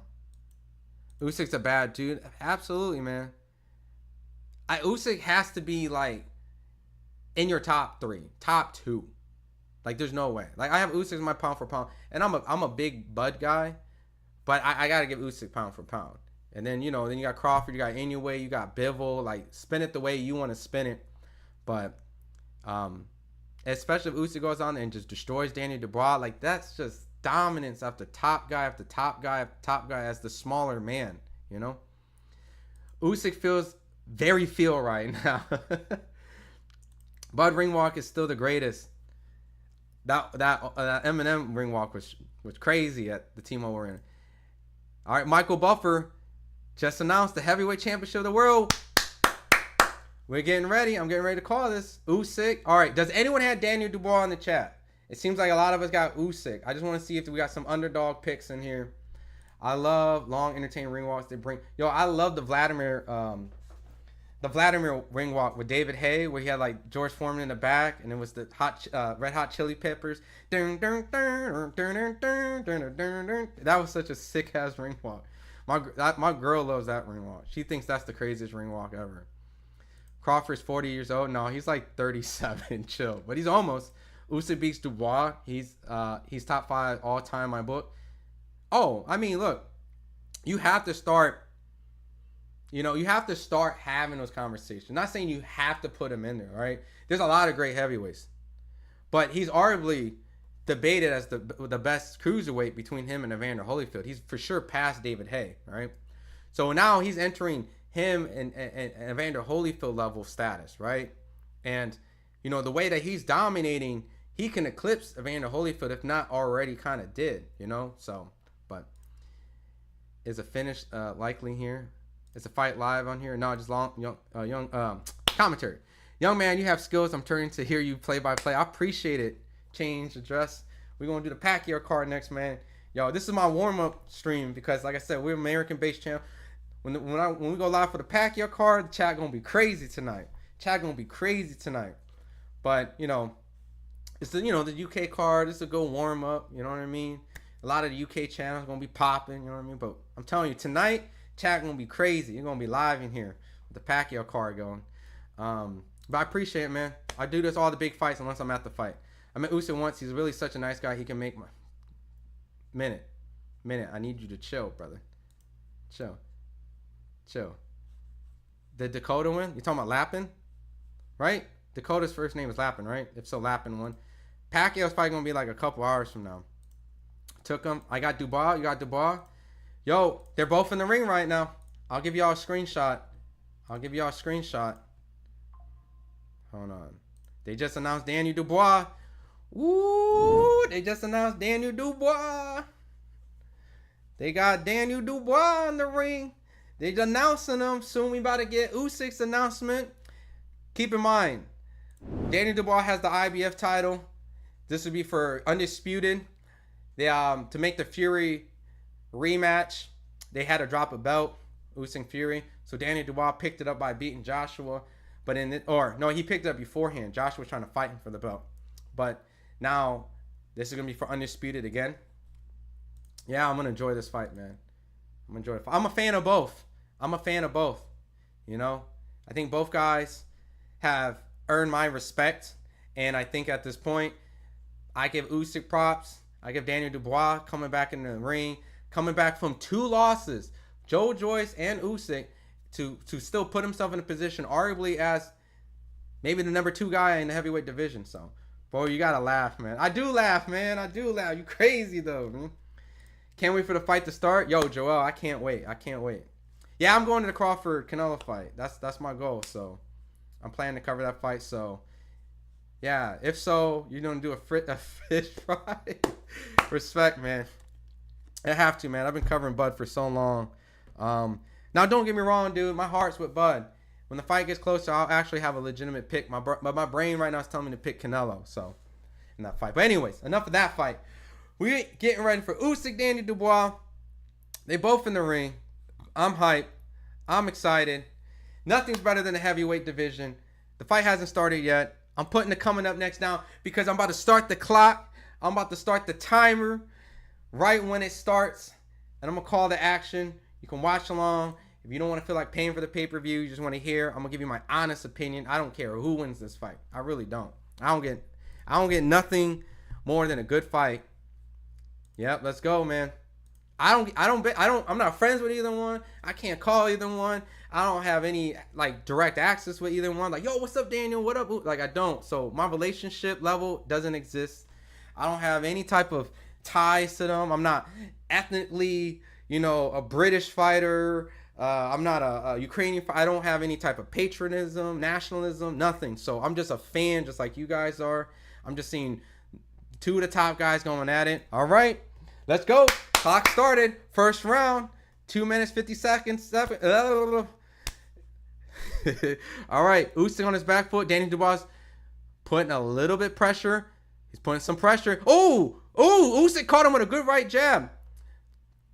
Great jab. Usyk's in the southpaw stance. Already right jab sent Danny Dubois' head flying back. Danny Dubois putting some feints together. Usyk's putting some feints together. They're light on their feet, bouncing back and forth. Good right jab again. Over the jab with Danny Dubois. Catches Danny Dubois. But I think Daniel might have maybe slipped a right. That might have grazed Usyk. Wasn't for sure. Usyk on his back foot. Both bouncing. Both showing great boxing. Great feints. Both using the jab. Man, you already feel this anticipation that someone is going to get rocked. There's no way. This is heavyweight boxing. We got heavyweight boxing on right now. All right. Usyk's doing a lot of bouncing up and down. Daniel Dubois, I think, landed a good right, if not on his face, right on underneath his chin, on the chest. You can already tell that Daniel Dubois is being very patient, showing good poise. Usyk showing, obviously, the movement that he always has. Great level changes and great bouncing and great timing. Daniel Dubois tries to double up with a jab. Both miss. Usyk still light on his feet, bouncing. Daniel Dubois is also light on his feet. They both bouncing. Just, good solid right. I think Daniel Dubois might have just snuck in right there. Great boxing match between both. Daniel Dubois is definitely having success in this first round, as well as Usyk. So, very competitive first round. Very fast paced. Not a feel-out round. If this is their feel-out round, someone's getting knocked out later on. Because the pace is high. Daniel Dubois throws a right hand and misses. A lead left hook that misses. Usyk circles away. He's definitely making Dubois miss. Good left. Now, I do wonder, Daniel Dubois' gas tank, can he keep up with this pace? Because we know Usyk can go 12 rounds like this. Lead right hook misses from Usyk. Jab from Usyk misses. Daniel Dubois is definitely fighting at a smart range. Calculated range, looking to try to counter. But we know that Usyk definitely has a lot of good lateral movement, good side-to-side head weave. So he has to be very cautious when he throws an attempt. Good right lands on Usyk from Daniel Dubois. Puts Usyk in the corner. Throws a right and misses. Usyk circles off the ropes. Both throwing great jabs, both barely missing, but you can already tell that these guys have each other's respect. They exchange, both land a hook. Usyk on his back foot again. The pace is, good left hook by Usyk. Got Daniel Dubois on his back foot. Nothing that looked like it rocked him, but got respect. And a good left hits right on Daniel Dubois. Might be enough to steal the round. And a right jab from Usyk. And I think he might have stole the round in a very competitive round. I'm going to give Usyk the first round right there. Usyk definitely stole that round. 10-9, first round to Usyk. Very competitive match. I think Usyk kind of did enough in the last 30 seconds. Caught him a couple of good shots that sent Dubois having to be defensive and going back. Usyk caught him again. Ended the round with a couple good shots. Very agile movement. I'm very impressed with Daniel Dubois being patient, lying on his feet, picking his shots, using his jab, doubling up on the jab, countering every once in a while when he can. But Daniel Dubois has a guy that, what's the chat say? Usyk the cat? Cat-like reflexes. Body blows galore coming up. I'm not picking either. Nah, show us. I can't, man. No more than 6 rounds. Bam vs. Capital undercard, free on DAZN. Yeah, I'm looking forward to that card too. Who does this pace favorite? Usyk. You know what I mean? He's a cruiserweight. He fights like this. When you see Daniel Dubois fight like this for 12 rounds, you know what I mean? Not saying that he can't, but we already know that Usyk is capable of doing this. You think Vladimir Putin's watching? I mean, I'm sure he's a big fight fan. Dubois saving his energy. Usyk won the round. I agree. Round one's toss up. Dubois, Usyk. Who do you think wins? I'm favoring Manny in that. That's with my heart. But all right, let's go. Usyk on his back foot again, showing great poise, good boxing, showing good head side to side movement, being able to slip the side punches. Usyk's trying to time Daniel Dubois by using that good head movement and countering over. High guard Usyk. You know, Usyk's very good when it comes to going side to side and slipping the punches from Daniel Dubois. Man, Usyk landed a good left to the body. the rate already feels like Usyk is keeping the pace here, while Daniel Dubois feels like his pace is starting to slide just a little bit. He's still dangerous. He has power, but I do feel like Usyk's pace is still a little bit ahead, you know. If Daniel Dubois can keep this up, man, it'll be a very interesting fight, but it already feels like Usyk is still able to keep that fast-paced movement. He's moving well. Daniel Dubois, activity seems like is a lot less than the first round, but he has power. He has power. Not a lot of actions kind of went through, but I could see the pace is starting to slowly favor Usyk a little bit. All the lateral movement, up and down, level change, erky jerky, trying to get Daniel Dubois to bite on a feint. Ooh, Daniel Dubois might have landed a good right hand on Usyk. I can't tell if it landed flush or clean. Oh, and it's good. Good left hook by Usyk. Catches Daniel Dubois reaching with the right. On a great counter, falling back and catching Daniel Dubois. You got to be careful, man. Usyk's lateral movement is insane. His traps are good, man. Daniel Dubois cannot overextend, man, because he got caught, you know. But already I'm starting to see Daniel Dubois' pace slowly. You know, he might be pacing himself after that first fast round, but right now I'm feeling like this Usyk round as well. Nothing super significant landed outside of Usyk catching Daniel Dubois on that step back counter, but this pace is definitely going to favor Usyk.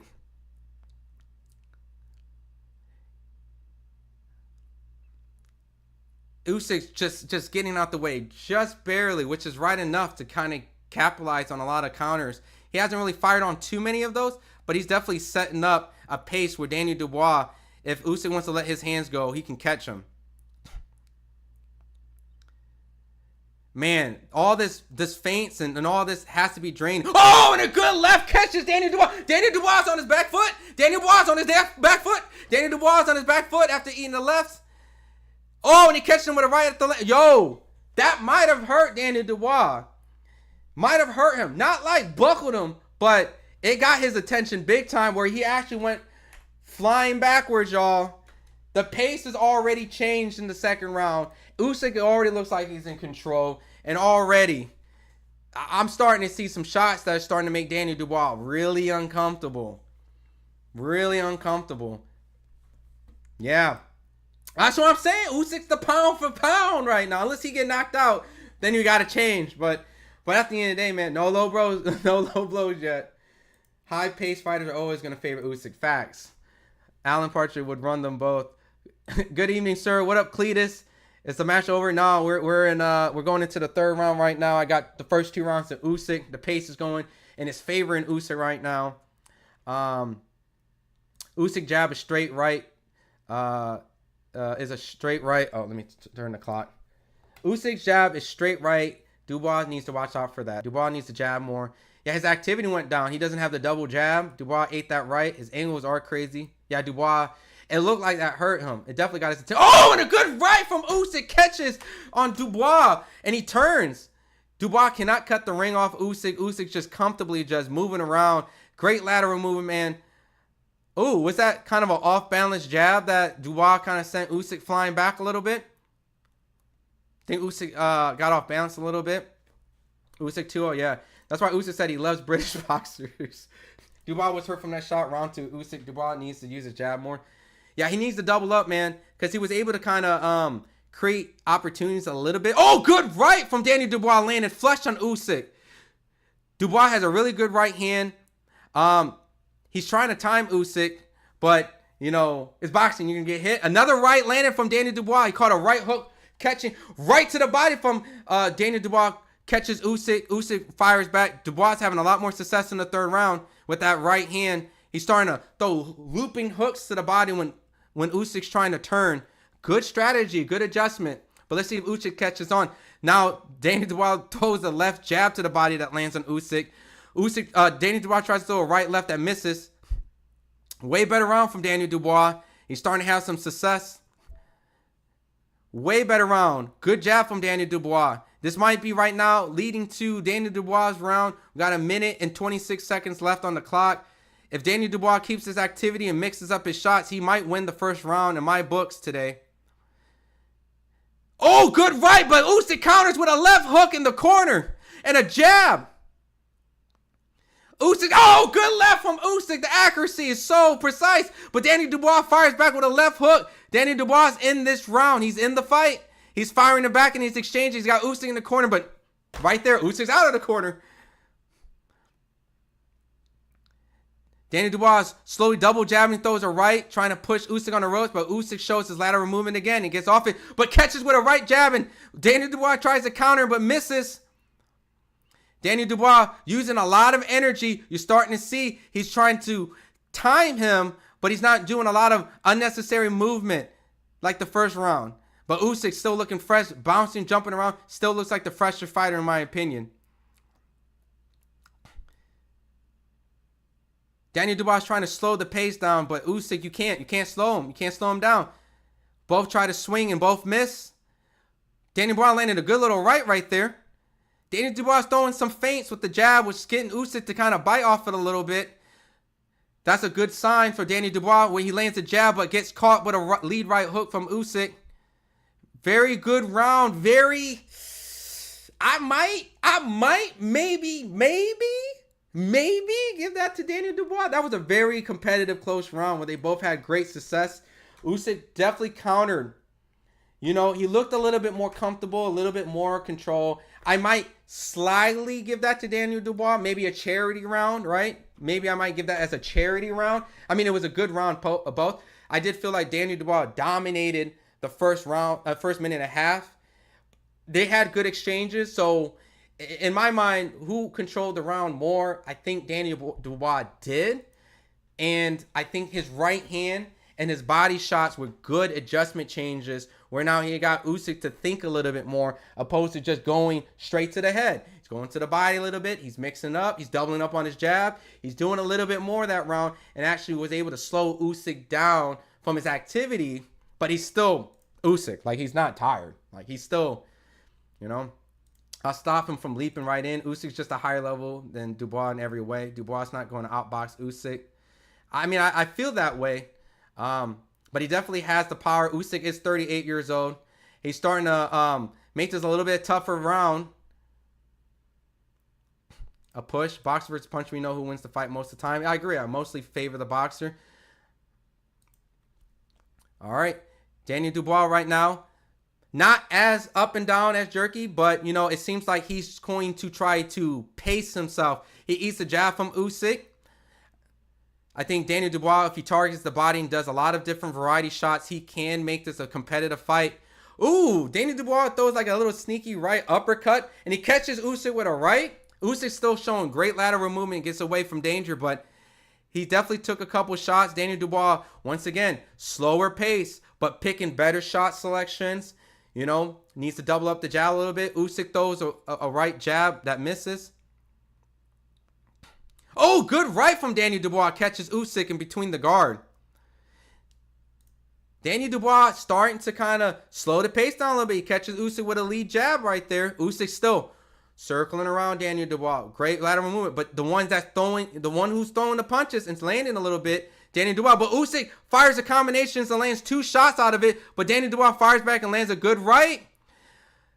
It feels a little bit that even though Usyk is showing great lateral movement, I feel like his pace is kind of slowing down a little bit. Just a little bit. You know? He doesn't seem like as crazy as the first round. But the pace has slowed down for both. But Daniel Dubois looks like he's timing his shots a little bit better. He looks a little bit more in control of this round as well.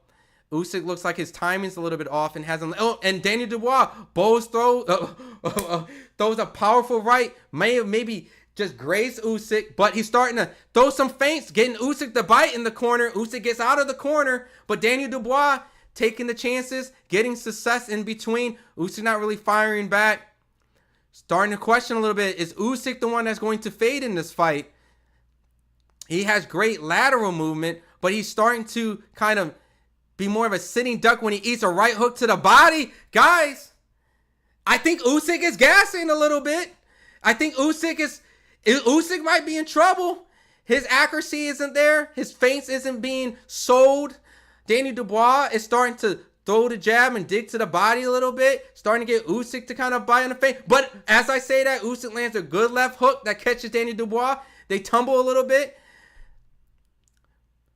Usyk looks a little bit kind of in a fight. Like a fight. Not a boxing match, but more of a mid-range fight. I'm going to have to give that round to Daniel Dubois as well, which I have it 2-2 with the momentum going to Daniel Dubois. Usyk's gassing out. You guys are seeing this. Daniel Dubois rocked Usyk. Good right. Okay, Dubois needs to manhandle Usyk. He's low-key kind of outboxing him. We can all agree that top 10 pound for pound Usyk, anywhere Terrence Bivol. Yeah, I mean, that's a solid. People don't give Conchero respect. I don't see this lasting much very longer. All that muscle in Dubois will fade. I know I'm reading some of the comments from the earlier round, so I'll read some of the newer ones. Usyk's gassing. Oh no, he's gassing a bit, right? Unless he's taking a round off, right? Unless he's taking a round off. I feel like Daniel Dubois looks like the fighter that's starting to get his rhythm together. The fighter that's starting to land successful body shots. And he's starting to have success in the mid-range. And even when the combinations are being thrown, Daniel Dubois is the one that initiates and somehow still gets a shot in between, while Usyk is forced to counter and may not get his counter shots off. 2-2. Okay. I see someone has 4-0, which I politely disagree. 3-1 Usyk. Okay. Sir, you work at some broadcast of Sportsnet. What is your go-to sports to see boxing? Yeah, I love boxing, bro. This is what I do. Because he's goofy and fun. I appreciate it. There he goes with that crying shit. All right, Usyk looks like he's picking up the pace a little bit more compared from the last round. Daniel Dubois. Ooh. It looks like they both might have landed all right on each other. Nothing super significant. They're staying right in front of each other. Usyk is standing right in front of Daniel Dubois, willing to mid-range box him, and he lands a good right on Daniel Dubois. He's starting to put pressure on Daniel Dubois. Doubles up on the jab and lands a left and a right on Daniel Dubois. Daniel Dubois is on his back foot now. He's starting to tee off on Daniel Dubois. Daniel Dubois is trying to throw a counter. He's trying to push that. Oh, and he lands a right. Pushes Usyk in the corner. They're fighting. Oh, and Daniel Dubois is down. Daniel Dubois is down. Daniel Dubois is down. He is down. Oh, what a shot. Whoa. Is he hurt? Is he hurt? No! Usyk lead. He jumps with a lead right hook, and they're exchanging. Oh, Usyk is down again with a hook. Holy shit! Usyk is dropping Daniel Dubois like he's hot cakes on a platter. The fight is gonna be over. He can't make it. He can't make it. Usyk is the best boxer on planet Earth. It is done. Usyk went to the fire. He brought his fire extinguisher. He said, "Let's go. I'm gonna put you out." He sprayed it. The fire burnt him a little bit over here. He's still on the fire. He's burning. He's burning. He's spraying it. And he puts the fire out like a motherfucking fireman. He was like, "Shh, I'm tired of this building being on fire. I'm gonna stop this hot burning fire. I am going to stop it. This is my belt. This is my city. I am from the UK, but this is my city." And he sprayed Daniel Dubois with hooks after hooks after hooks. That man is gangster. That man is gangster. That man is gangster. That was gangster. That was gangster. That dude is gangster, man. That dude is gangster. Everything about Usyk in that moment. Just let everybody know he's the best boxer. Ain't no way. Ain't no way. Ain't no way. Ain't no way that is not the best boxer on planet Earth. He can do it all. He can box. He can fight in mid-range. He can go after you. Your big ass, he can go after you. Yo, he just did everything in this fight. And when we started thinking, oh, is he gassing? Is he getting tired a little bit? Oh, shit. Are we seeing Usyk slowly on the decline? He went right after him. He went right after him. Banged it out. Dropped him. Dropped him. Oh, my God. Yo, he was fantastic. Lead left hook. Lee left hook. Daniel Dubois has gangster hooks, right? You know what's crazy? You know what's so crazy? Daniel Dubois literally did what Anthony Joshua did. Like they went into a moment where they were both throwing hooks at each other. Like, you know, like they were just, Daniel Dubois did what he got killed by the same way he killed Anthony Joshua. Like, it's literally the identical situation. They were throwing hooks back to back to back to back. And guess who won? Usyk. A killer. A killer. An absolutely killer. What a man. Usyk's a bad dude, man. Yo, that dude is special. That dude is special. That is absolutely wild. That was wild. You can't even sit here and lie to yourself and say that is not the best boxer on planet Earth. Canelo has to be beaten by Terrence Crawford. Inoue has to dominate Nakatani and move up weight class 126. Until then, Usyk's the best boxer on planet Earth right now. And until then, there's just no way about it. This man is showing level after level after level of consistency, of I'm that guy, I'm that guy, I'm that guy, I'm that guy, I'm that guy. All his performances are top tier. He's literally fighting the best guys in the division. After he moved from cruiserweight to heavyweight, the small guy is knocking out the knockout artists. You get what I'm saying? The smaller guy is knocking out the heavyweight knockout artists and the way that they've been knocking out the other heavyweight guys. He knocked out Daniel Dubois the way that Daniel Dubois knocked out Anthony Joshua. Chef kiss. Chef kiss. Usyk is the real deal. Unreal Usyk. You cannot hate on this man. You cannot hate on this man. Get the hate out your heart. Just get it out your heart, man. That man is for sure one of the best heavyweights that I've watched while I was alive. You know what I mean? I'm not going into the black and white days and going into the whole, yes, I know Ali's great. I know there's a lot of great, Larry Holmes. All those guys are amazing. But I'm just talking about right now, present day, Usyk. I've seen Lennox Lewis. I've seen Usyk. I've seen Klitschko. Last 30 years, so can't debate it, man. Can't debate it. That man has controlled his era, cleaned out his division, rematched them all, and beat them all in devastating fashion. Like pure dominance. Every rematch, he's gotten better. That's insane. That's insane. Usyk's our generation GOAT. We watch with our own eyes. And hear me out. There could be many GOATs in one generation. But for right now, he is the best fighter actively fighting until Terrence Crawford is actually able to show that he can beat Canelo Alvarez. Like that's the type of stuff that like Bud has to do to eclipse what Usyk's doing. You know what I mean? Because Usyk's showing consistent performances against guys that are so much bigger than him.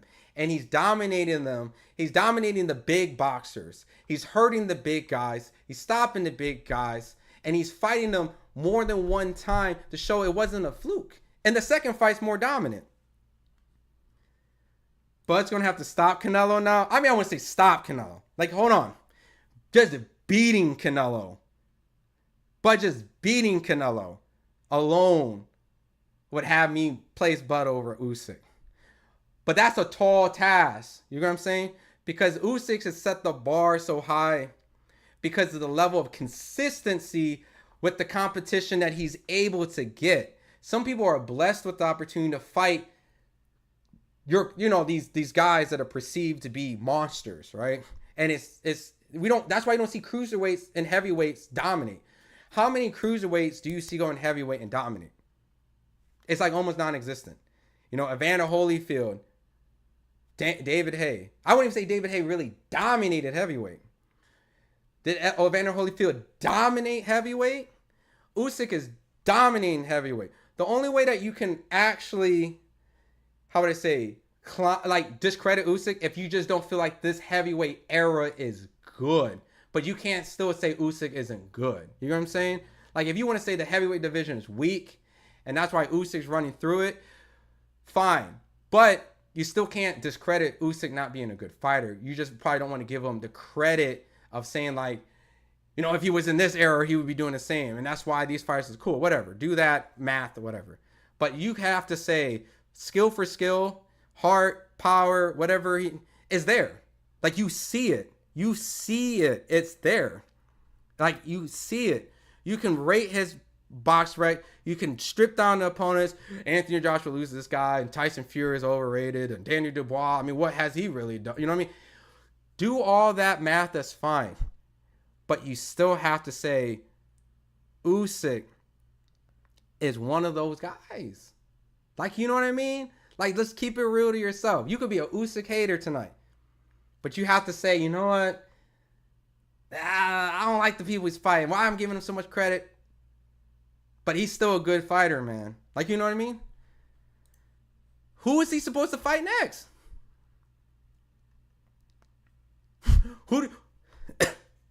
Who's he supposed to fight? Like, all right, what's next for Usyk now? Every fight that people thought, all right, this might be the one. This might be the one. This might be the one. And I'm going to be honest, he had fights like that. I thought Joshua would give him problems. I thought Fury was going to give him problems. I mean, I picked Usyk to beat him in this rematch, but I still thought I didn't think it was a low blow. And Daniel Dubois looked better. It makes sense for this rematch. I guess the only person I think I need to see Usyk fight next, which I don't need to, he can retire, is Joseph Parker. Joseph Parker might be the only person that's worthy enough. Like, I really don't care about Fury 3. I hate the idea of doing a trilogy of a guy who lost 2 times already. Like, why would we need it 3 times? Why would we need it 3 times? So, Parker is the only fight that actually legitimately makes sense. But he don't need Parker. You know what I mean? He don't need the Parker fight. That's just him just trying to destroy the next era of boxing. Like, if he fights and beats Parker and he retires, the heavyweight division is going to be so ass because everyone who's fighting will got their ass beat by Usyk. It's like we're watching a whole generation like, all right, everybody lost to Usyk. I mean, I guess it's cool now, but like in our mind, we're like, we know who everyone's dad is in the sport of boxing. It's Usyk. Like, you know what I mean? So it kind of like, he's kind of killed this whole era.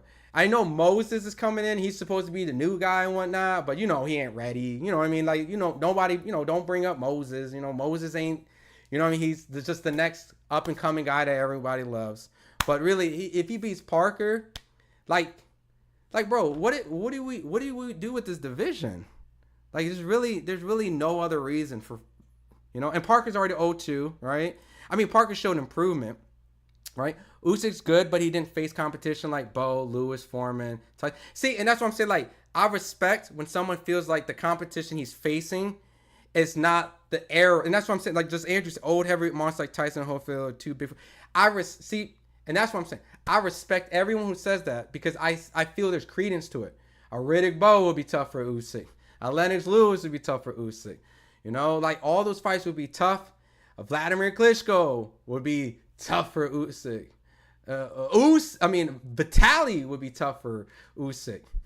But at the end of the day, we have to still give him his props. You know what I mean? We still have to give him his praise. We have to give him his time. We have to actually acknowledge him like one of them guys. Because he made this whole era look like a joke, you know? Because that's how much he excelled, that we have to imagine how he will look into what we consider as a golden or silver or bronze era of heavyweight boxing. You know what I mean? So that's, easy work for the heavyweight king. Usyk's 38, made a 27-year-old powerful guy look easy. This is better than Ali and Foreman. Usyk's the GOAT, number one pound for pound, levels above those guys. Damn. Damn, man. I mean, Ali Foreman was legendary, brother. I mean, y'all tripping a little bit. Bud doesn't have to do nothing. These heavyweights are that skilled. Keep it a buck. I'm just saying, like, if you have a pound for pound list, I have Usyk as my pound for pound guy. That's what I'm saying. For me to have Bud to beat Usyk, he would have to beat Canelo in this upcoming fight for him to reclaim that number one spot that I originally gave him. You know what I'm saying? That's all it is. But he don't have to do nothing. Those guys have already cemented the legacy. Usyk, Inoue, Bud, they're all like future Hall of Famers, first ballot, no questions. But as in right now, it's just kind of just hard to just strip away where Usyk belongs on many people's lists. Like, he's consistently showing you why he's this dominant force. He's showing he can box. He's showing he can move. He can bang. He can go after you. He can knock you out. He's not afraid. His timing's solid. His defense is solid. Yeah, he's going to get hit. It's boxing, but he's going to get you. Jake Paul, bring him in. Usyk said he'll rest for 3 months and fight either Fury or Park Agent. I don't know, man. Dude. Usyk is phenomenal, man. 30-year-old man made 20. Yeah, nah. This is like Floyd Canelo like level of just domination. Like, yeah, Usyk stopped him. He tripping with that statement. Usyk's honestly probably the best heavyweight we've seen in a long time.